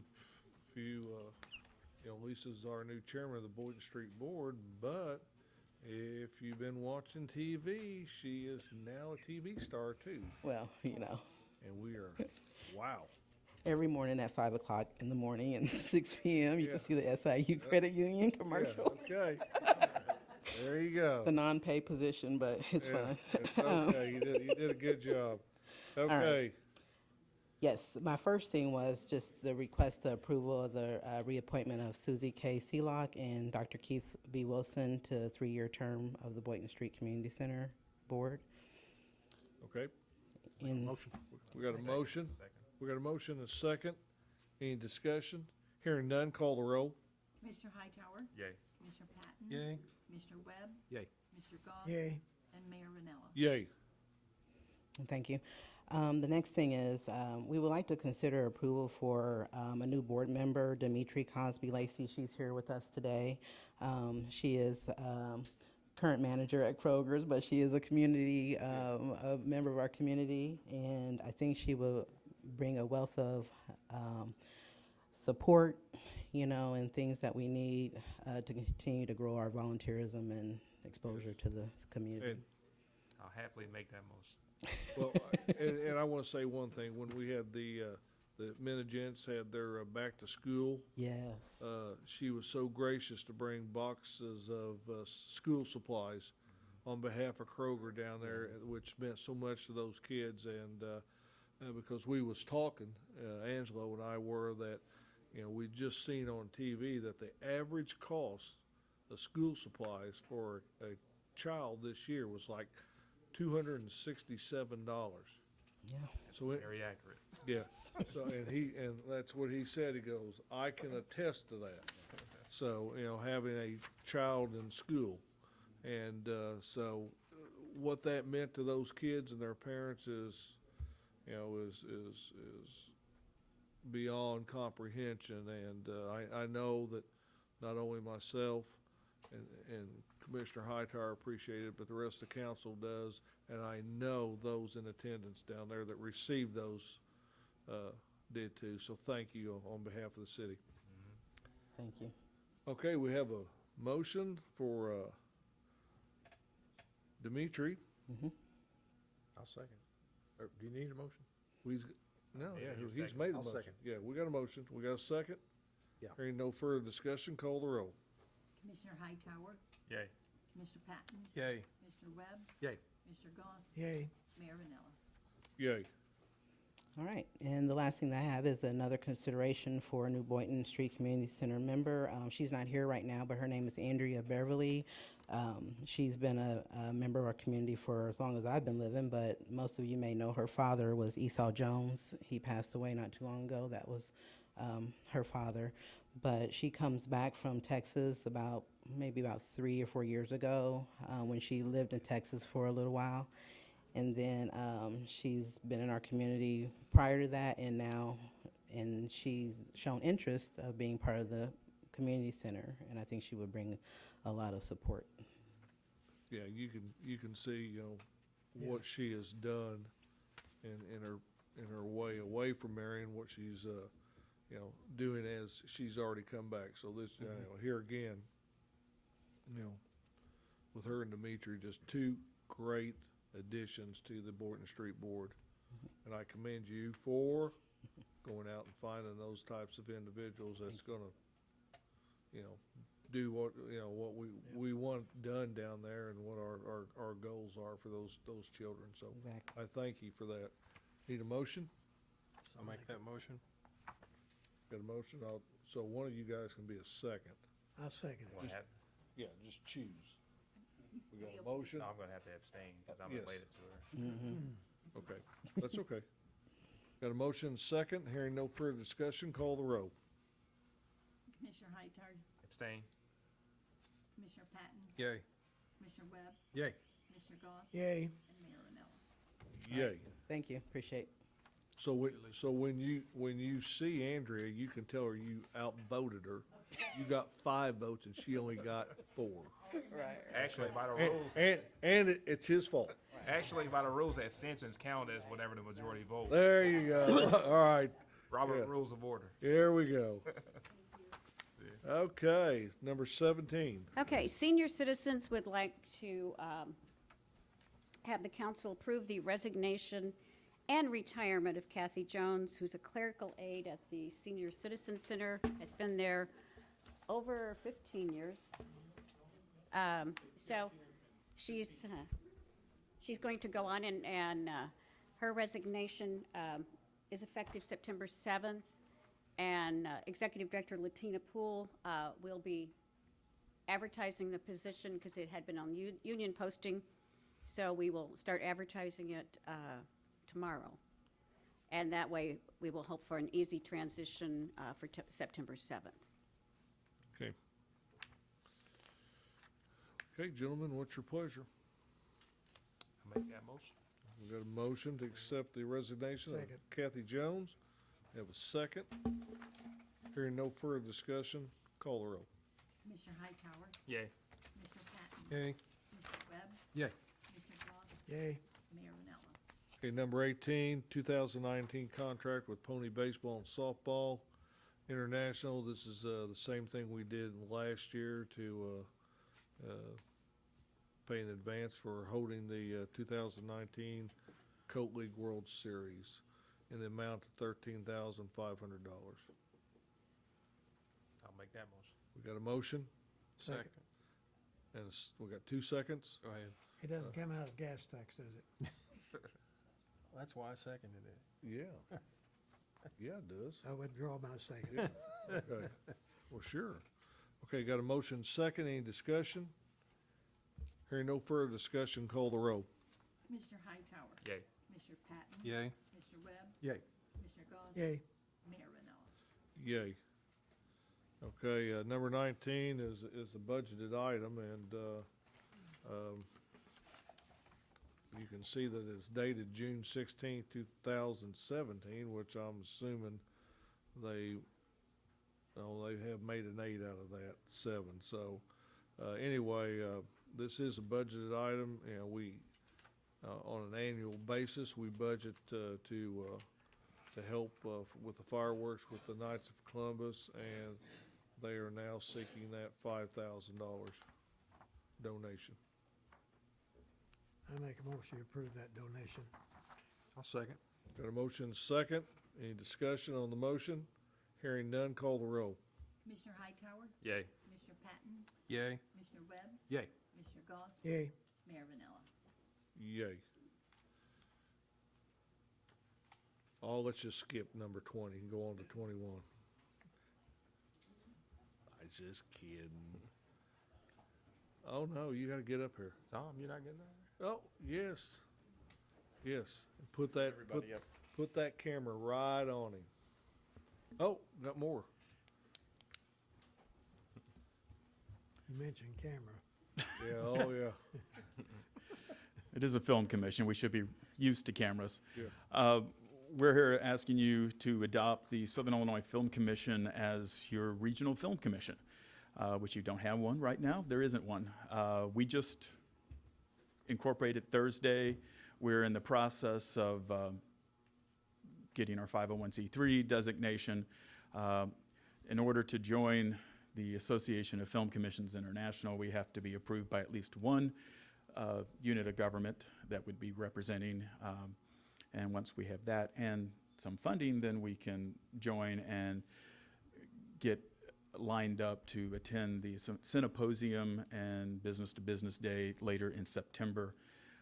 We're using that as kind of the impetus to move forward fairly quickly.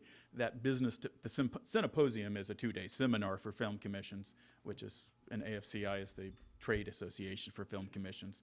The Business to Business Day is a day at Netflix, hosted by Netflix, with 10 or 12 studios like Netflix and Amazon and others that are going to be outlining their slate of upcoming projects and what type of locations and services they are needing. This whole issue came up a few months ago. Tom Harness with Digital Marketing is one of our founders. Antonio Martinez is a faculty member with Cinema and Photography Department at SIU and the faculty advisor to the Movie Camera Movement, which is the student group made up of filmmakers. They're in basically the Cinema and Photography Department and the Radio TV Department across the hall. Tom was down in New Orleans at the Leadership Institute, touring the facilities for film production there, many of which were developed after Katrina. And he was messaging me as like, can Southern Illinois have a film industry? What do we need to do? Do we need studio space, production facilities like he was touring in order to get it? I said, we probably don't need it up front to get it, but that's what you work towards. And some of the filmmakers who've been here recently that were shooting Range Runners earlier this summer, I passed it by him. He said, yes, that's definitely, get that studio space, get that spot. And he's somebody that works on, full time on Chicago PD in some of the television series that are taking place in Chicago. Most people don't realize Illinois is actually very competitive when it comes to filmmaking. We're so used to being not competitive in this state. We're like 5th in the country. Yeah, we're 5th in the country. $423 million in direct expenditures last year in films, television, commercial production. And of course, Southern Illinois didn't get 1%. We didn't get 1/10 of 1%, And so the question is, how do we do that? And we think forming a film commission is the first step. It's like, if you want to promote tourism, you get a tourism bureau. If you want to build an industrial park and get it filled, you form an industrial commission or something that's going to do the legwork. The things that the film commission would do is do the legwork to get the information ready when somebody does approach us. In the last 12 months, the Illinois Film Office has contacted me 7 different times on projects that were either looking at national in scope and they were trying to see what we had, or looking specifically at Southern Illinois. So having that information putting together is important. But that's passive. That's just reacting to whatever it comes to us. The thing about the Film Commission and the thing about this event in September in LA is like, let's be proactive. Let's go to where the decision makers are already at, who are actively looking for, we've got this project, we need to find a place to film it. So trying to sell the region up front, trying to find what's our talent base, what crew base do we have, what are the vendors. I've had people contact me today since the news has come out on this that I've not heard of, I've never dealt with. But that's the whole point of a film commission, is to find out who are the filmmakers, who are the guys with the grip trucks and the equipment that are willing to rent it out, so we can get them in contact with people coming down here and say, you might be able to get it cheaper down here than you can in Chicago. Working to develop our human capital, and then long-term also to make certain, it's like, what does it take to get a studio, soundstage? To give you an idea of what they're looking for, Illinois has a great system of tax incentives, in part because the movie Chicago was filmed in Toronto, which kind of ticked off Mayor Daley. And at around the same time, the movie Barbershop was filmed on the south side of Chicago, which excited members of the Black Legislative Caucus up there. So that negative and that positive kind of swarmed together, and that got a great system of tax incentives passed in Springfield. They have since been improved. In 2011, Cinespace, which was the company where Chicago was filmed in Toronto, was talked into coming to Illinois. They formed or opened Cinespace Chicago with 30,000 square feet of soundstage. They had one soundstage. The show Boss, which was on, I think, one season with Kelsey Grammer, used it. This spring, Cinespace Chicago had enlarged to 1.5 million square feet. They had 31 sound stages, and all of them were booked. There was no more vacancy. So they have since bought a shuttered steel plant. They've had another 250,000 square feet of space. They're in the process of doing so in another 6 or 7 sound stages. So having talked to Tom, and I've reached out to the Illinois Film Office, and they told me that the names of some of the other commissions in Illinois. I've been dealing with some of the rural commissions in Kentucky, trying to see what they're doing in terms of trying to attract something. Everybody does it slightly differently. So what we're trying to do is let's form this as a separate nonprofit. Let's get support from around the region. This resolution is asking the city to make us your official film commission. It kind of outlines some of the things that we would do as a film commission. It asks the city to be basically film friendly, which Marion has when Dig Two Graves came here 5 years ago. And you know, the producers from Dig Two Graves, the producers with Range Runners that was just down here, I mean, they have nothing but good to say for their experiences in Marion and in the surrounding regions. And even though those were small productions, you know, the biggest thing they spend money on is lodging. You know, $22,000 was spent at Touch of Nature on this last movie. And it was a very small production, but you've got a lot of people, you got your crew, you've got a house. And that was putting the cast at Giant City and their stunt team out here at the Super 8 here in Marion. So lodging and food are two things we know we can get even if we don't have the talent or if we don't have all the technical crew. But then also working with SIU, making certain we get our students in there as interns and production assistants. That's very important. And the other things that we ask the city, you know, as we go, and if there's any approval process, if like closing the square to put a fair on there for shooting, that we keep it simple. And 5 years ago, we kept it simple here and all the other places. We always want to make certain that they have insurance, that there's mitigation. You know, if you want to close the square and have a carnival, let's do it on a Saturday night when all the businesses are closed, you know, not on a Tuesday afternoon, or make certain it's the Saturday that we don't have something at the Civic Center. And they're usually flexible, I mean, in working that out, and that's been good. And finally, we are asking for the city's moral and material support. Marion and Carbondale, this Route 13 corridor, will be the major beneficiaries. Over half the hotel rooms are in these two towns or in between. The biggest buildings that possibly could be converted into sound stages are already in these two communities, or, you know, Heron's got some buildings like that. There's some others. You know, we've got the interstate and the central location over here. Carbondale's got the film school and the students. So we're asking eventually for both cities to do the lion's share of funding. We have met with the mayor and Gail West last week. We are meeting, and we've also met with the economic development director in Carbondale. Everybody has been favorable so far. We meet with the city director and the economic development director again Thursday in Carbondale. And then once we have laid out what we think we can do for Carbondale and Marion and the region, Thursday, Mayor Rennell has asked that we get a joint meeting together from the cities and the tourism people. We've talked to Shannon at Williamson County Tourism. We'll reach out to Cinnamon at Carbondale Tourism as well, but we're trying to go with the leadership and then expand down. We think this is a way to bring jobs. We think this is a way to diversify our economy. I mean, I'm always kind of the all of the above mentality when it comes to economic development. Let's don't put all of our eggs in one basket. I've heard too many horror stories over the years of certain towns not wanting to talk to industry because, well, we've got coal mining.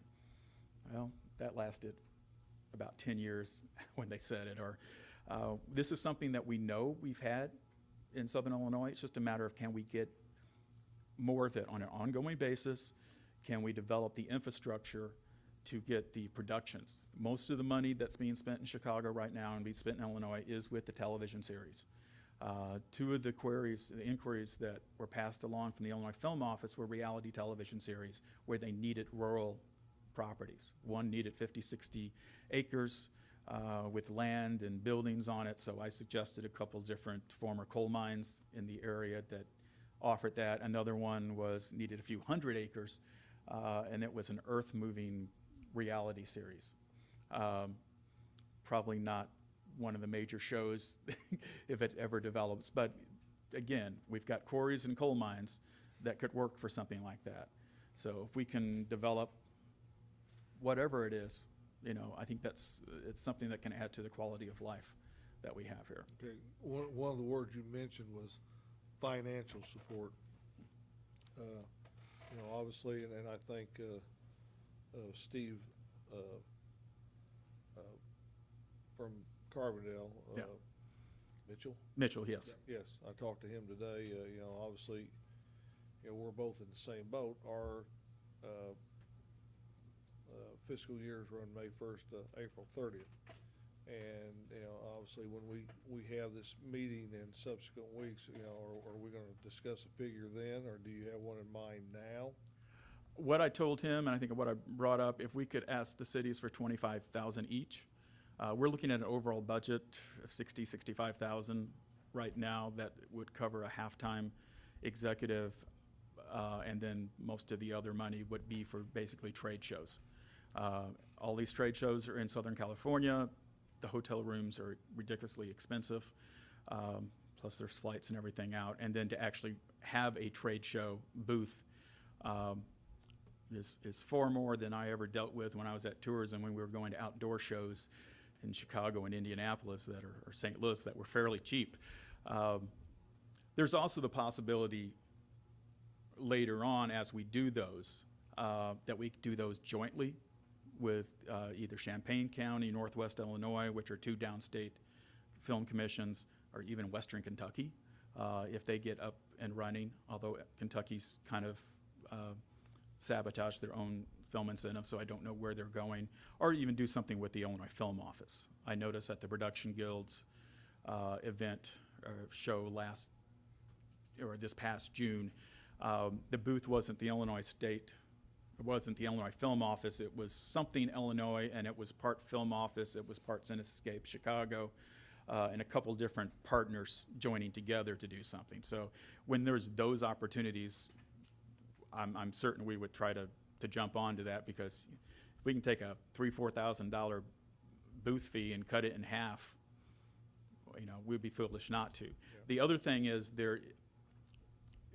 it's in the state budget for the marketing partnership program grants, which could provide 50% of some of those trade shows.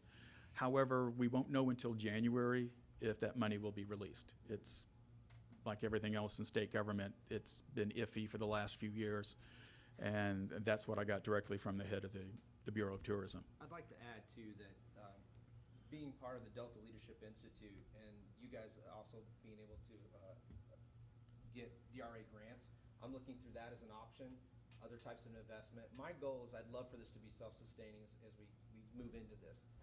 We're going to do this no matter what. That's just me. I'm committed to this. We're going to make this happen with or without everybody's money or no money. We're going to make it happen. What I would really like is that if we have everybody on board, then I have an invested interest, you do too, that I have to commit. And we will bring film to this industry. We will bring TV. We will. My goal is to stay on this board for the first 3 years. I am totally not capable of understanding any of this lingo or this industry. But what I am is a doer. And I will get this done. And I will make sure that we got it in sustain, we got a good spot, and we're going to continue to move this forward, mostly for this region, because that's my goal forever on all my projects is what can we do for Southern Illinois. The biggest thing that I got out of this, visiting the NIMS Center, was how much of an impact it had on a region. Not a town or not a community, but a region. Bringing something in like this is bigger. It also gives us huge branding and marketing opportunities. The other thing is we're able to work, hopefully, with Shannon and all the other tourisms to already have some of the marketing material we need, which is video filmed and all that. I spoke to Senator Fowler. We're going to try to see what he can do to help us out as well, as far as for funding. We know that you get asked for money. And the biggest thing everybody asks, because I'm in marketing, is return on investment. And I'm committing to this, and I'm also committing my own time and money to this as well, outside of what we need. We're going to make this happen. I really would love the support of the city, and I'd love to see this thing grow. And when we come back, hopefully 3 years, when I say, hey, we met these goals, we got a good sustainability I'm sold on Circuit City. I'll tell you that right now. When I saw the NIM Center, it looked like Circuit City, but in much better shape. So I think there's opportunity there to use that as, and have it right next to the airport. There's a lot of opportunity here. And I don't usually get that excited because there's always a risk. This one is just, we gotta make it happen. And I would love to have the city's support on that and make this go forward. But right now, today, we just need to get you guys on board to let us recommend us as the film commission so we can get signed up and start moving forward. Otherwise, we're not really legit yet. And I saw your logo, by the way. I picked option one. Have you picked guys option one? decided? Yeah. Okay. Well, we're the huge committee that you see here is going to take everybody's feedback into consideration, and we'll announce it probably, in 7. I think we're up at like 67% option one or something the other day. Yeah. Well, I don't know. Where's those at, or what are we, mincemeat here? What's that? No, Where's the logos are online. They are on social media. I will tag you, and you can vote. Thank you. Absolutely, I love your input. We've had, honestly, it's been amazing the amount of feedback, the PR that we've had so far. I can't speak to I don't know what the excitement is at SIU. Do you want to? I haven't learned yet from our students. As was mentioned, I'm the faculty advisor for Movie Camera Movement. It's been around for close to 7 years. This student organization stemmed from just pure enthusiasm and passion for independent filmmaking, narrative specifically. Some students do show interest in documentary as well. These students create films outside of class. I don't know when they find the time to do it. One thing I've noticed of these students is they are hungry for experience. And a lot of times if they can afford it, which there are few who can, they go to Hollywood or LA or Atlanta where there is industry. Having recall my own experience as a student, I was never afforded those, I guess, luxuries just because I would have to use summer to pay the bills or help support my family. So having an established film commission that could bring in opportunities locally would probably appeal to students who were like myself, where they could drive and to somewhere local and get that hands-on experience. Because we definitely do have students here who are deeply devoted and passionate about filmmaking. A lot of our alumni moved to LA, and it's a shame to see the talent go to the East Coast or West Coast. It'd be wonderful if the talented young professionals would consider planning roots here. Wednesday is when we're having our first meeting. So at that point, the students should have an strong opinion about the logo. Good presentation. Okay.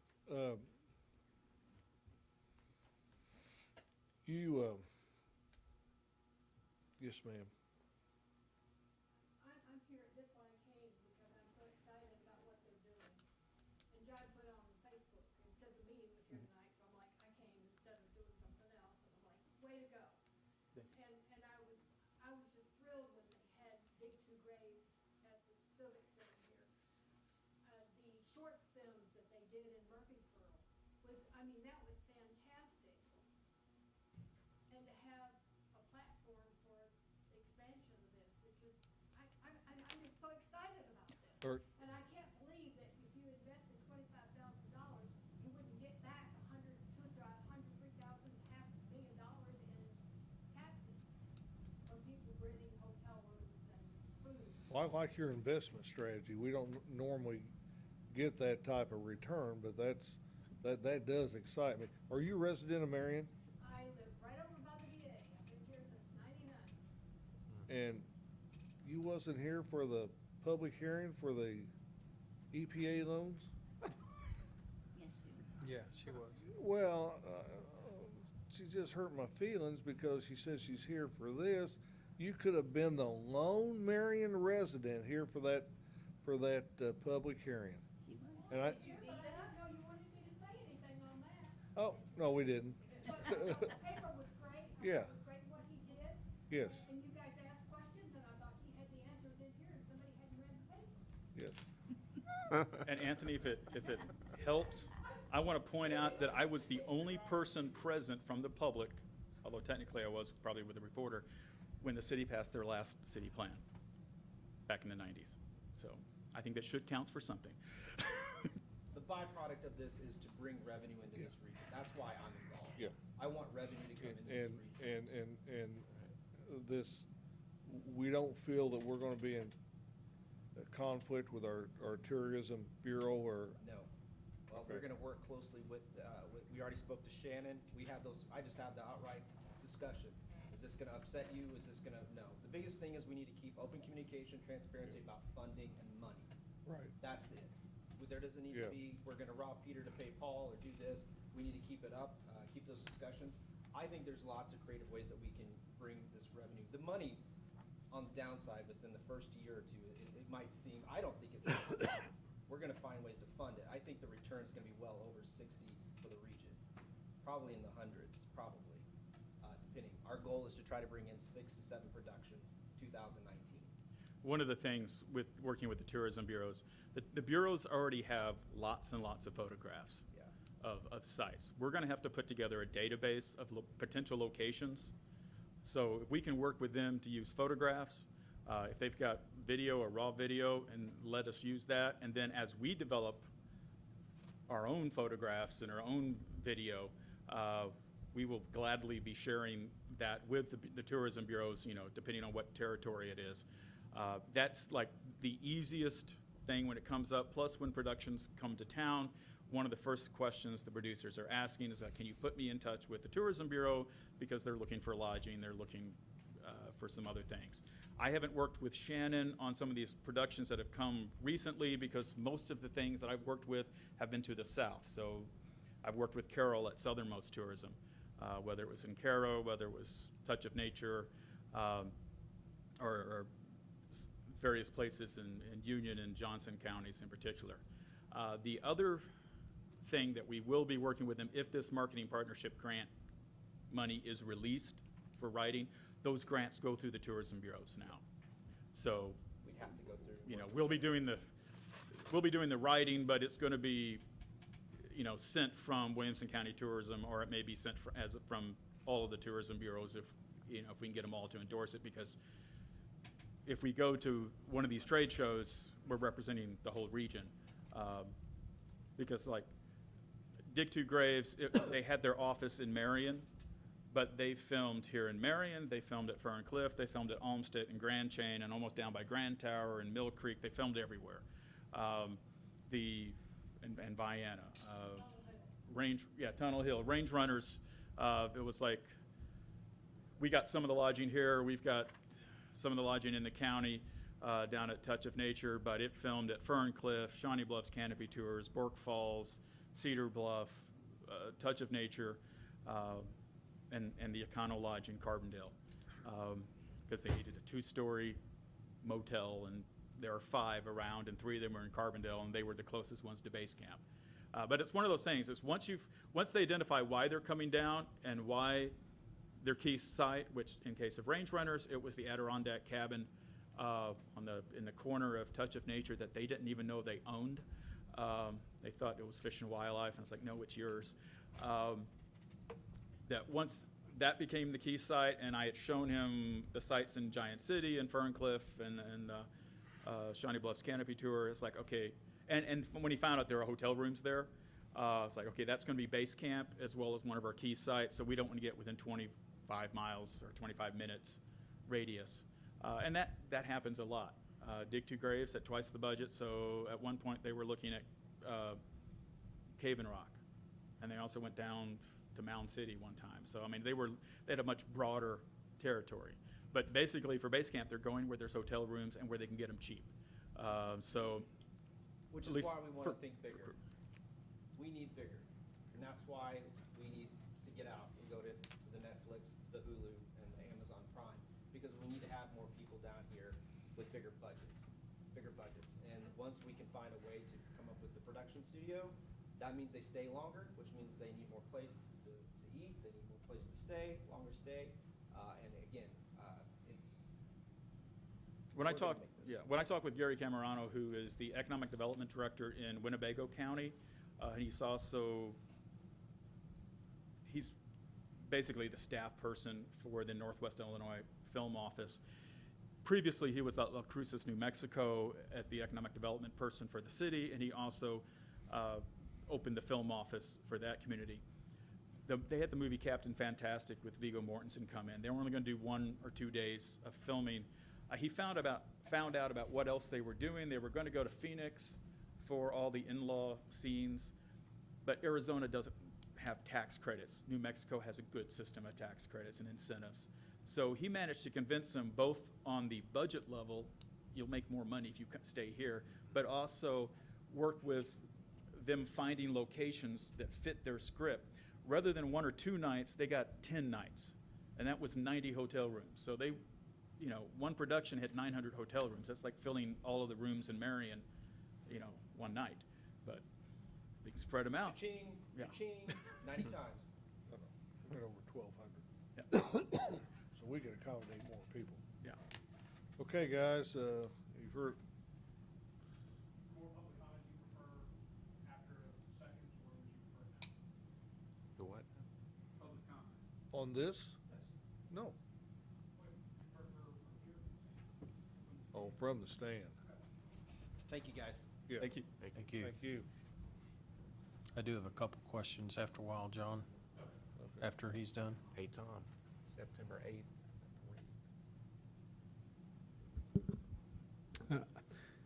Good evening, gentlemen. My name is Nathan Colombo. I'm a resident of Carbondale, 229 Hunt Road. I'm coming here tonight to both voice my appreciation for the work that these guys are doing, but also to voice a little bit of concern as well, as this is a new industry coming in to our region. What we're looking to do right now is appoint a commission to oversee the development of that industry. Much like the tourism industry that these gentlemen have referenced, there is some level of concern of oversight on that, right? We have a newly formed organization, albeit with gentlemen like John, who is a astute filmmaker, and a person who has been in the industry for quite some time. There's still a level of concern about oversight of that as a city giving your stamp of approval to an organization.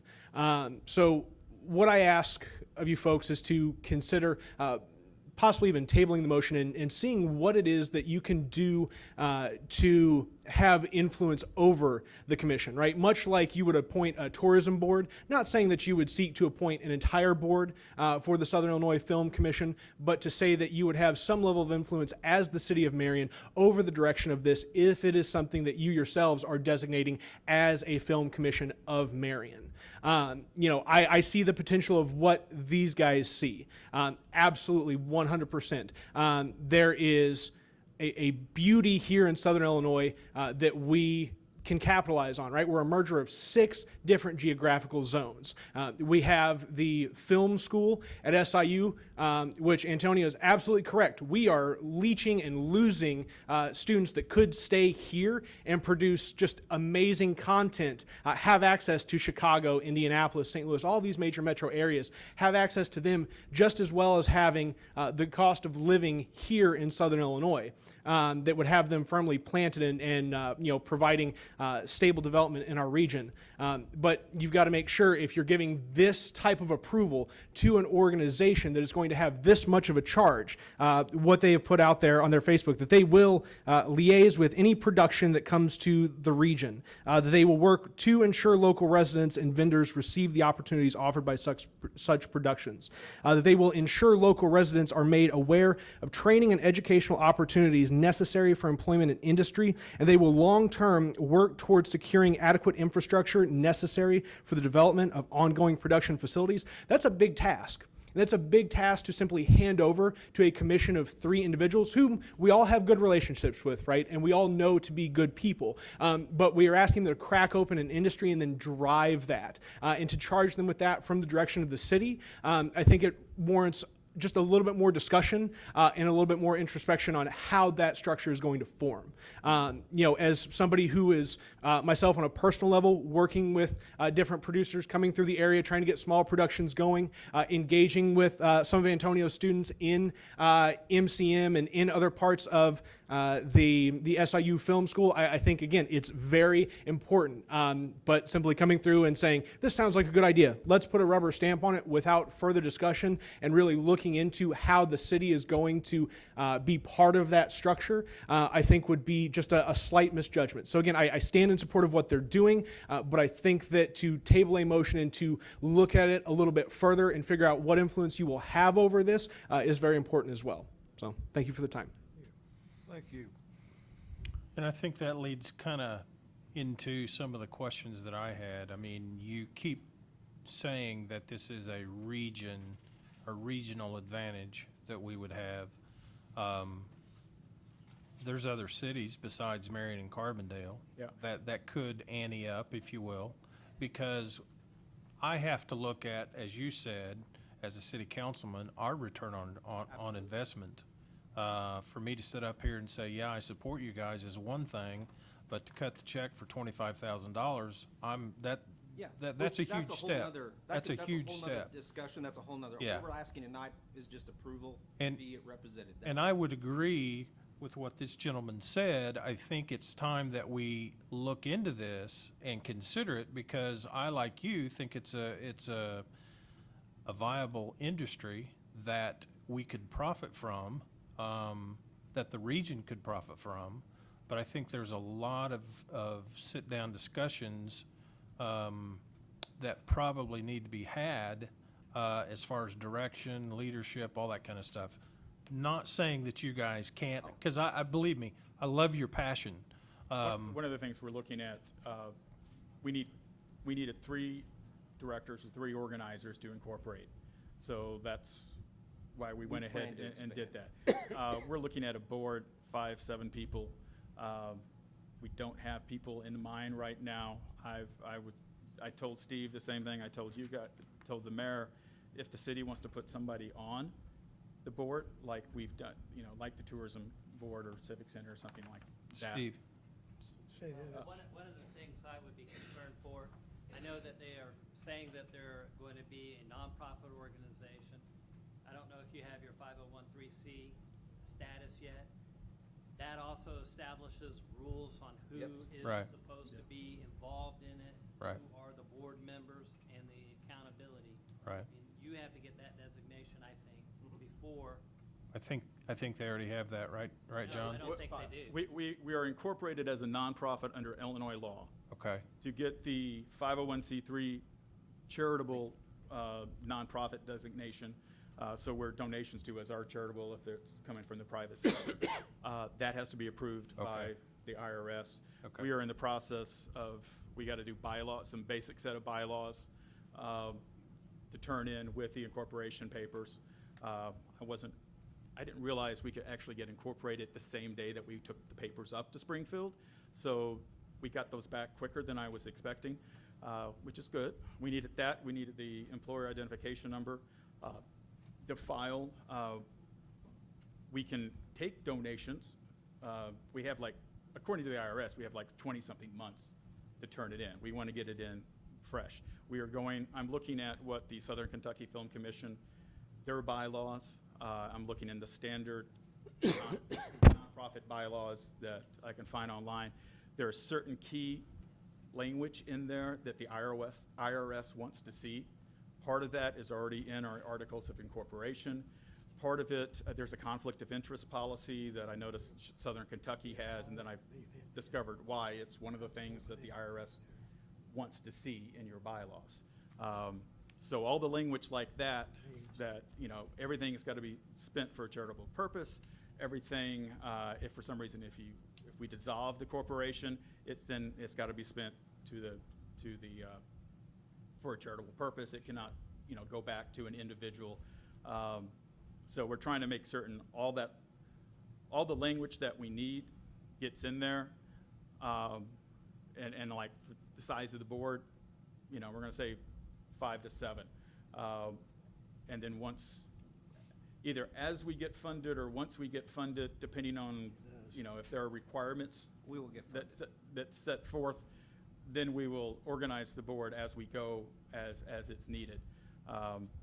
It's one of those things that we're trying to figure, okay, what step happens first?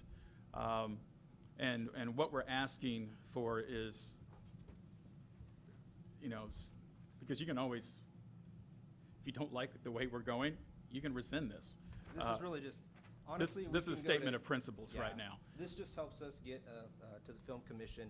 We can go to any other city council and ask just to get approved. We're not asking for any funding tonight. That was all tabled when we discussed.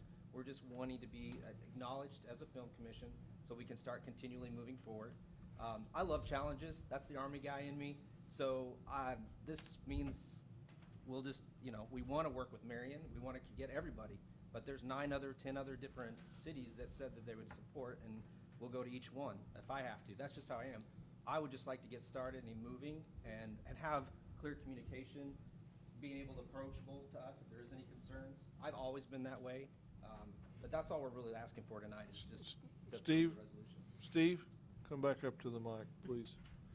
So let me ask you, obviously you have raised a concern that, do you feel that the city needs to wait until they have their 501c3 before they act upon this?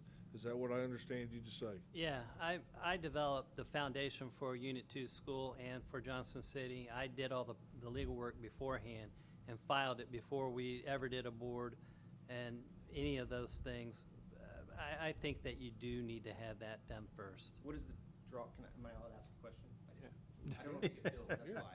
I don't know if you No, I'm not What are gonna- the drawbacks to the city on adopting the resolution? What are some of the side effects or the possibilities by saying that they will recognize us as a film commission so we can move forward? Well, I don't know what the commission exists except for the three of you. You're saying that there's going to be a board. So you I need don't- copies of what we filed with the state? You asked a question, I'm Oh, I'm answering sorry, I your didn't mean to question. That's fine. I'm just simply saying, I know you guys, I do. I don't know who the board is. I don't know what your bylaws are. I know that you were wanting to make a presentation to the county as well. I don't know if you've done that, and don't know where they're sitting on all of this too. But this is going to be presented that you're basically our representative for any kind of industry, film industry that would want to come here. You're asking the City of Marion to put their name on this at this point in time. I think that if we knew the makeup a little bit better, could look at it, they would have more information that they'd be able to pass on. Right now, it looks like, to me, maybe the City of Marion might be the only one footing the bill. I don't know if everybody else is going to be able to penny in or not. Well, that's in his, At this point? Well, the resolution says that we're going to materially support you. yes, I'll take it out. okay. I have no problem. Can we take that out? And quite frankly, I'm for this. I'm me on board. But I would have, I'm just stating I my don't want the opinion. city to be liable or No, legal no, for no, anything no, and I'm gonna, at all. I'm gonna go with the advice of our city council. And if he thinks it's in the best interest for us to table it, I would like to, and I think he would like to, see what you have done with the state of Illinois. I think we would all like to see that. Outline us what you want, what kind of paperwork. And I'd also, and we can do this very quickly, let's see about getting, Steve and Gary together, myself and Gail, Cinnamon and Shannon together as quickly as possible and meet. Do I think we need to have people on this board? Absolutely. I would, I'm not demanding, but I'd like to see at least two people on this board. I think Carbondale's gonna say the same thing, that, if we're gonna be the financial supporters, that we're gonna have to have somebody representing this city. So, I'm gonna recommend to the council on the advice of our city attorney that we table this matter tonight. Agreed. Thank you guys for your time. Appreciate it. Yeah, right now, Are you gonna make that contact with Gary and yeah, Steve? we have a meeting with Gary and Steve on Thursday. Yep. And Steve thought we needed to meet with them privately first, like we met with you and Gail Yeah. first, and then do that. And I've told them that you want to have that But that joint meeting. yes, and my best guess is Carbondale City Council is gonna wanna see the same information that you filed with the state of Illinois before they make a decision on that too. Okay? Oh, yeah. Yeah, and are you doing that? I'm looking up on CyberDrive, I'm trying to find their page. Oh, technology. Okay, all right, Thank you, Thank guys. thank you. Thank you.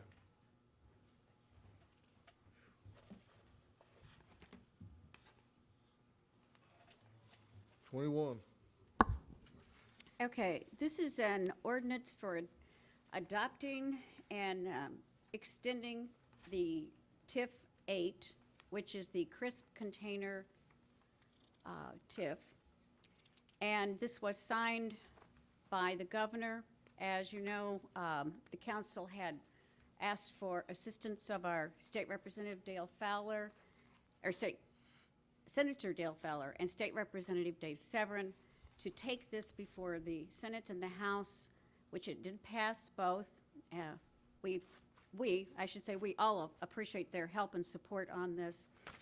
Anthony carried the banner of making sure that we all, that crisp container was represented and that people knew what they could bring to our community by expansion and more jobs.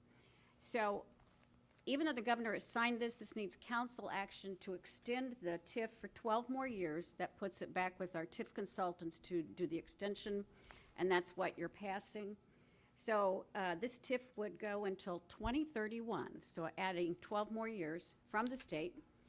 And this will give Crisp Container the chance to bring in their new forms and production lines and rehab part of their facility for expansion and bring some more jobs. Mayor, I think, didn't Amber tell 5 to you? 10. 5 to 10, yeah. Yeah. So, and actually, you know, what they do out there is they got the little plugs and they make the 16, 20 ounce, 2 liter bottles. Actually right now, as I understand it, there's only 2 vendors worldwide that do that. And they're buying off of them. And now they will have the ability to form their own market, not only to provide for themselves, but to sell out, in the open market as well. So it's a big deal thing for them. It's bringing more jobs to the area, not only Marion, but to the region. And it's something that we definitely need to approve. I move we adopt ordinance number 3465. I'll second that. Got a motion second. Any discussion on the motion? Hearing none, call the roll. Commissioner Hightower? Yay. Commissioner Patton? Yay. Commissioner Webb? Yay. Commissioner Goss? Yay. Mayor Vanilla? Yay. The next item, I think it's the last item on the agenda, is a TIF inducement agreement. Although the council has the name of the business has not made a formal announcement and would like to not be named. So on your agenda, it says an inducement agreement for a new business. This business has purchased land that is currently in TIF 1. Our TIF consultants from Jacob and Klein recommend the city form a new TIF for this business because there's quite a bit of infrastructure that will need to be done. And that way they would have a new TIF of 23 years, which is yet to come in front of the council. The reason an inducement agreement comes before you is to make sure that as this business starts their plans, which they have a very, what would you say, Mayor, a quick goal for getting everything accomplished. They plan to be up and running by the end of the year. Yes. At So, the new location. So in order for our TIF consultants to evaluate whether the current TIF will meet the needs of all of the infrastructure and expenses, some would be cities' expenses, in the future, they would like to do an inducement agreement that says the city recognizes this business needs to be formed and it needs to be in a TIF in order to establish all of the infrastructure expenses from extension of water and sewer lines to drainage areas. So all of those things would need to be done. So the inducement of resolution just recognizes that we accept as a future TIF project, and that a redevelopment agreement will be forthcoming from our TIF consultants. Okay. So this is more of an assurance for them that we're definitely interested. Yes, I mean, there's not. By forming a new TIF. Yes, it's just kind of like we promised, it's like, yes, we're promising that we will recognize this as a TIF agreement if it meets all the qualifications. We've looked at several things here. You know, obviously they're in TIF 1. We looked at bringing, since this area of TIF 1 had never been used, maybe bringing Marion Heights down and including this into, you okay? Okay.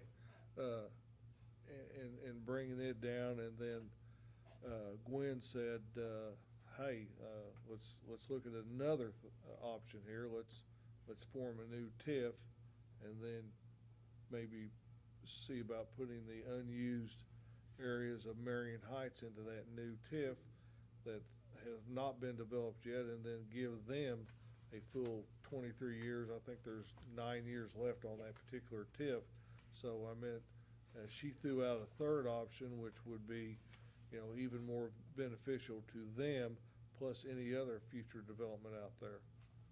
So that's, you know, that's something that, you know, we're just promising them that, you know, there will be an inducement agreement in a TIF. That's all we're promising them. Yeah. What TIF that is, that remains to be seen. Okay.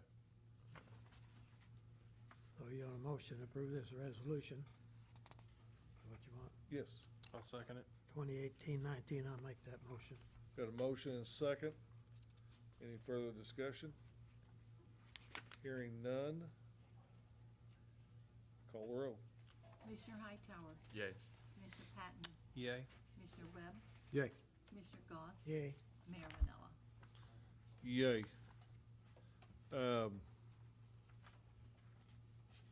Mr. Henry, I want you to point that camera at that podium and go up there.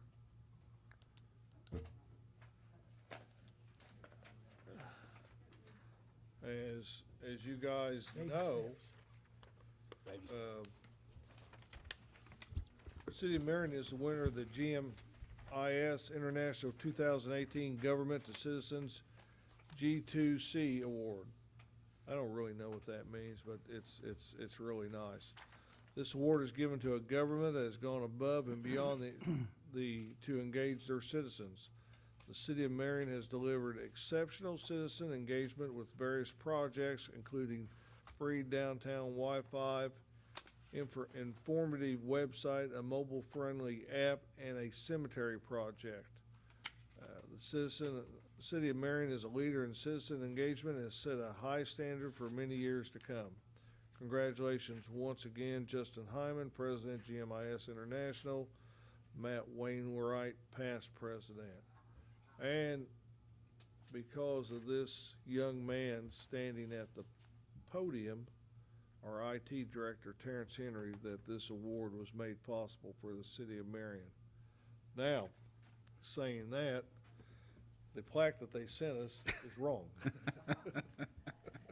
So it just says, to a user-friendly cemetery. It didn't include the others. And a new plaque is forthcoming. We're gonna go ahead and present this plaque to him right now. So it's nothing like to get an award, but they send you the wrong plaque.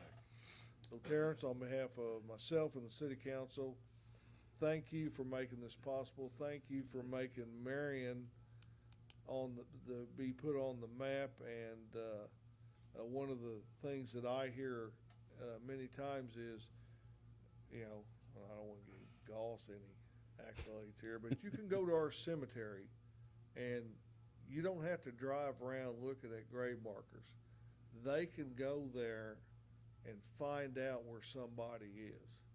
You don't have to drive around for hours. We have given you the ability to either get into our app or we have maps there that are available to anyone coming, looking, for whatever, for their loved ones or something like that. And because of that, and I know you're not the only one involved there. That's right. William Barrett put some time in it. That's right. and- Horner and- Schiffner, and, Clary Engineering, a lot of, Lunsford, individuals Jason did. Cruz, Yeah. Goss. So, Who? and I shared Mr. Goss Oh, God. and JD. Yeah, and I shared that award with you guys. All right, I'll keep it brief because I know this is a long. I'm glad my Broncos ain't playing, but anyway, as far as the award goes, about 3 or 4 years ago during our last elections, there was a lot of discussion about making the City of Marion more transparent and trying to get some more information, build it on the technology, and doing a lot of different things. In the last 3 years, we have designed our own website. All of our websites that we have done for the City of Marion are all done in-house. We don't outsource any of that. I recently read that a neighboring town spent upwards to like $30,000 just to build their website, just to try to achieve the same goals that we've been able to achieve here within the City of Marion. Our app and a lot of different things. I'll pass this out. Tell us what we're working for now and be a smart city. Yeah, that's the ultimate goal, is to be a smart city. The letter that or the list that I'm sending out, passing around now with Doug and the rest of you guys, it shows the different cities that we went up against. And so last week when I was at that conference, they said the City of Marion. It sounds huge. And when you look at that list, and I'm going up against the city of New Jersey, Auburn, Alabama, Nevada, all counties. And they said, what's your population? I said, well, we're about 17,000. And they said, well, how many people work for you? Well, there's 3 of us. And they could not imagine that we would achieve all these different goals in that short period of time. And we also had to, release budgets and let them know exactly what we spent. And they asked me to submit that a couple times. They didn't really believe that. We did that for that little bit amount of money. So there was a lot that we went through. So I think that is not a Terance Henry award. I mean, I appreciate it. I'm doing the job that I was been hired to do. I love what I do. But I think as far as the city of Marion and what we do to try to engage our citizens, that's what that award is about. Government to citizens engagement, that the city of Marion has done the best they can do. They can definitely do better. There's always going to be more room for improvement. There's a whole lot more that can be done, but we have taken the steps in the right direction, better than any other communities. And actually in Illinois, we're the first in Illinois to achieve that goal. Maybe they didn't apply for it, but still, all in all, for Marion to be able to do that, I mean, I think that's a real good accomplishment. So it's not a Terance Henry, it's the City of Marion award. We appreciate you. Thank you, guys. Okay, and I'm gonna go ahead and give you this award. It says cemetery on it. It does. Go ahead and take That's it. right. I want you to have it, Yeah. and then maybe when the new plaque comes in, we'll have another ceremony up here. Okay. All right. Where you want us? Hey, Becky, you gonna take pictures or not? Come on. Come on, Becky, get up there. He loves the camera. Come up here and take it on him. Let's get. Front and center.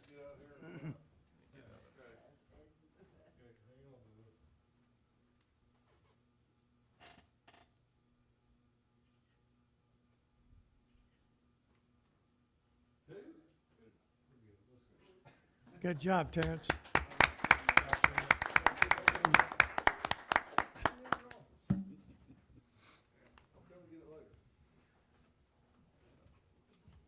Okay. Let's see, we're gonna. Okay, the street department, Doug Phillips has asked for a special meeting on Thursday, August the 30th at 11:30, to name the new lead man. Also at that time, we were supposed to open bids for a demolition of a house on Beach Street, and we'll do that at that time too. So and it is thank you for getting us to this point. Hopefully that thing can go in very quick order. So, Thursday. Okay, Commissioner Hightower. Old business or anything. Yeah. Do we, what about the, yeah, on old business? What about the, where are we at with the service agreement on? We are, Terrence, we're still on table with, Yeah, our service agreement, we're still tabling that. With Clearwave? Oh, yes. Yes, okay. We have another meeting coming up. okay, and then, the job description for, Actually, our labor attorney is still reviewing that. okay, okay, I don't have anything. thank you. You have nothing, Douglas? Just wanted to bring up that this is the first month of the new water bills. Customers still can pay online, text message, email. We have 2 drop boxes. If anyone has any questions about their bill, hard to understand or kind of confused, please call the water department, 993-5610, 5610. So we're totally on InfoSend now. Yes, sir. It's been a long time coming. We've been at this, what, a year?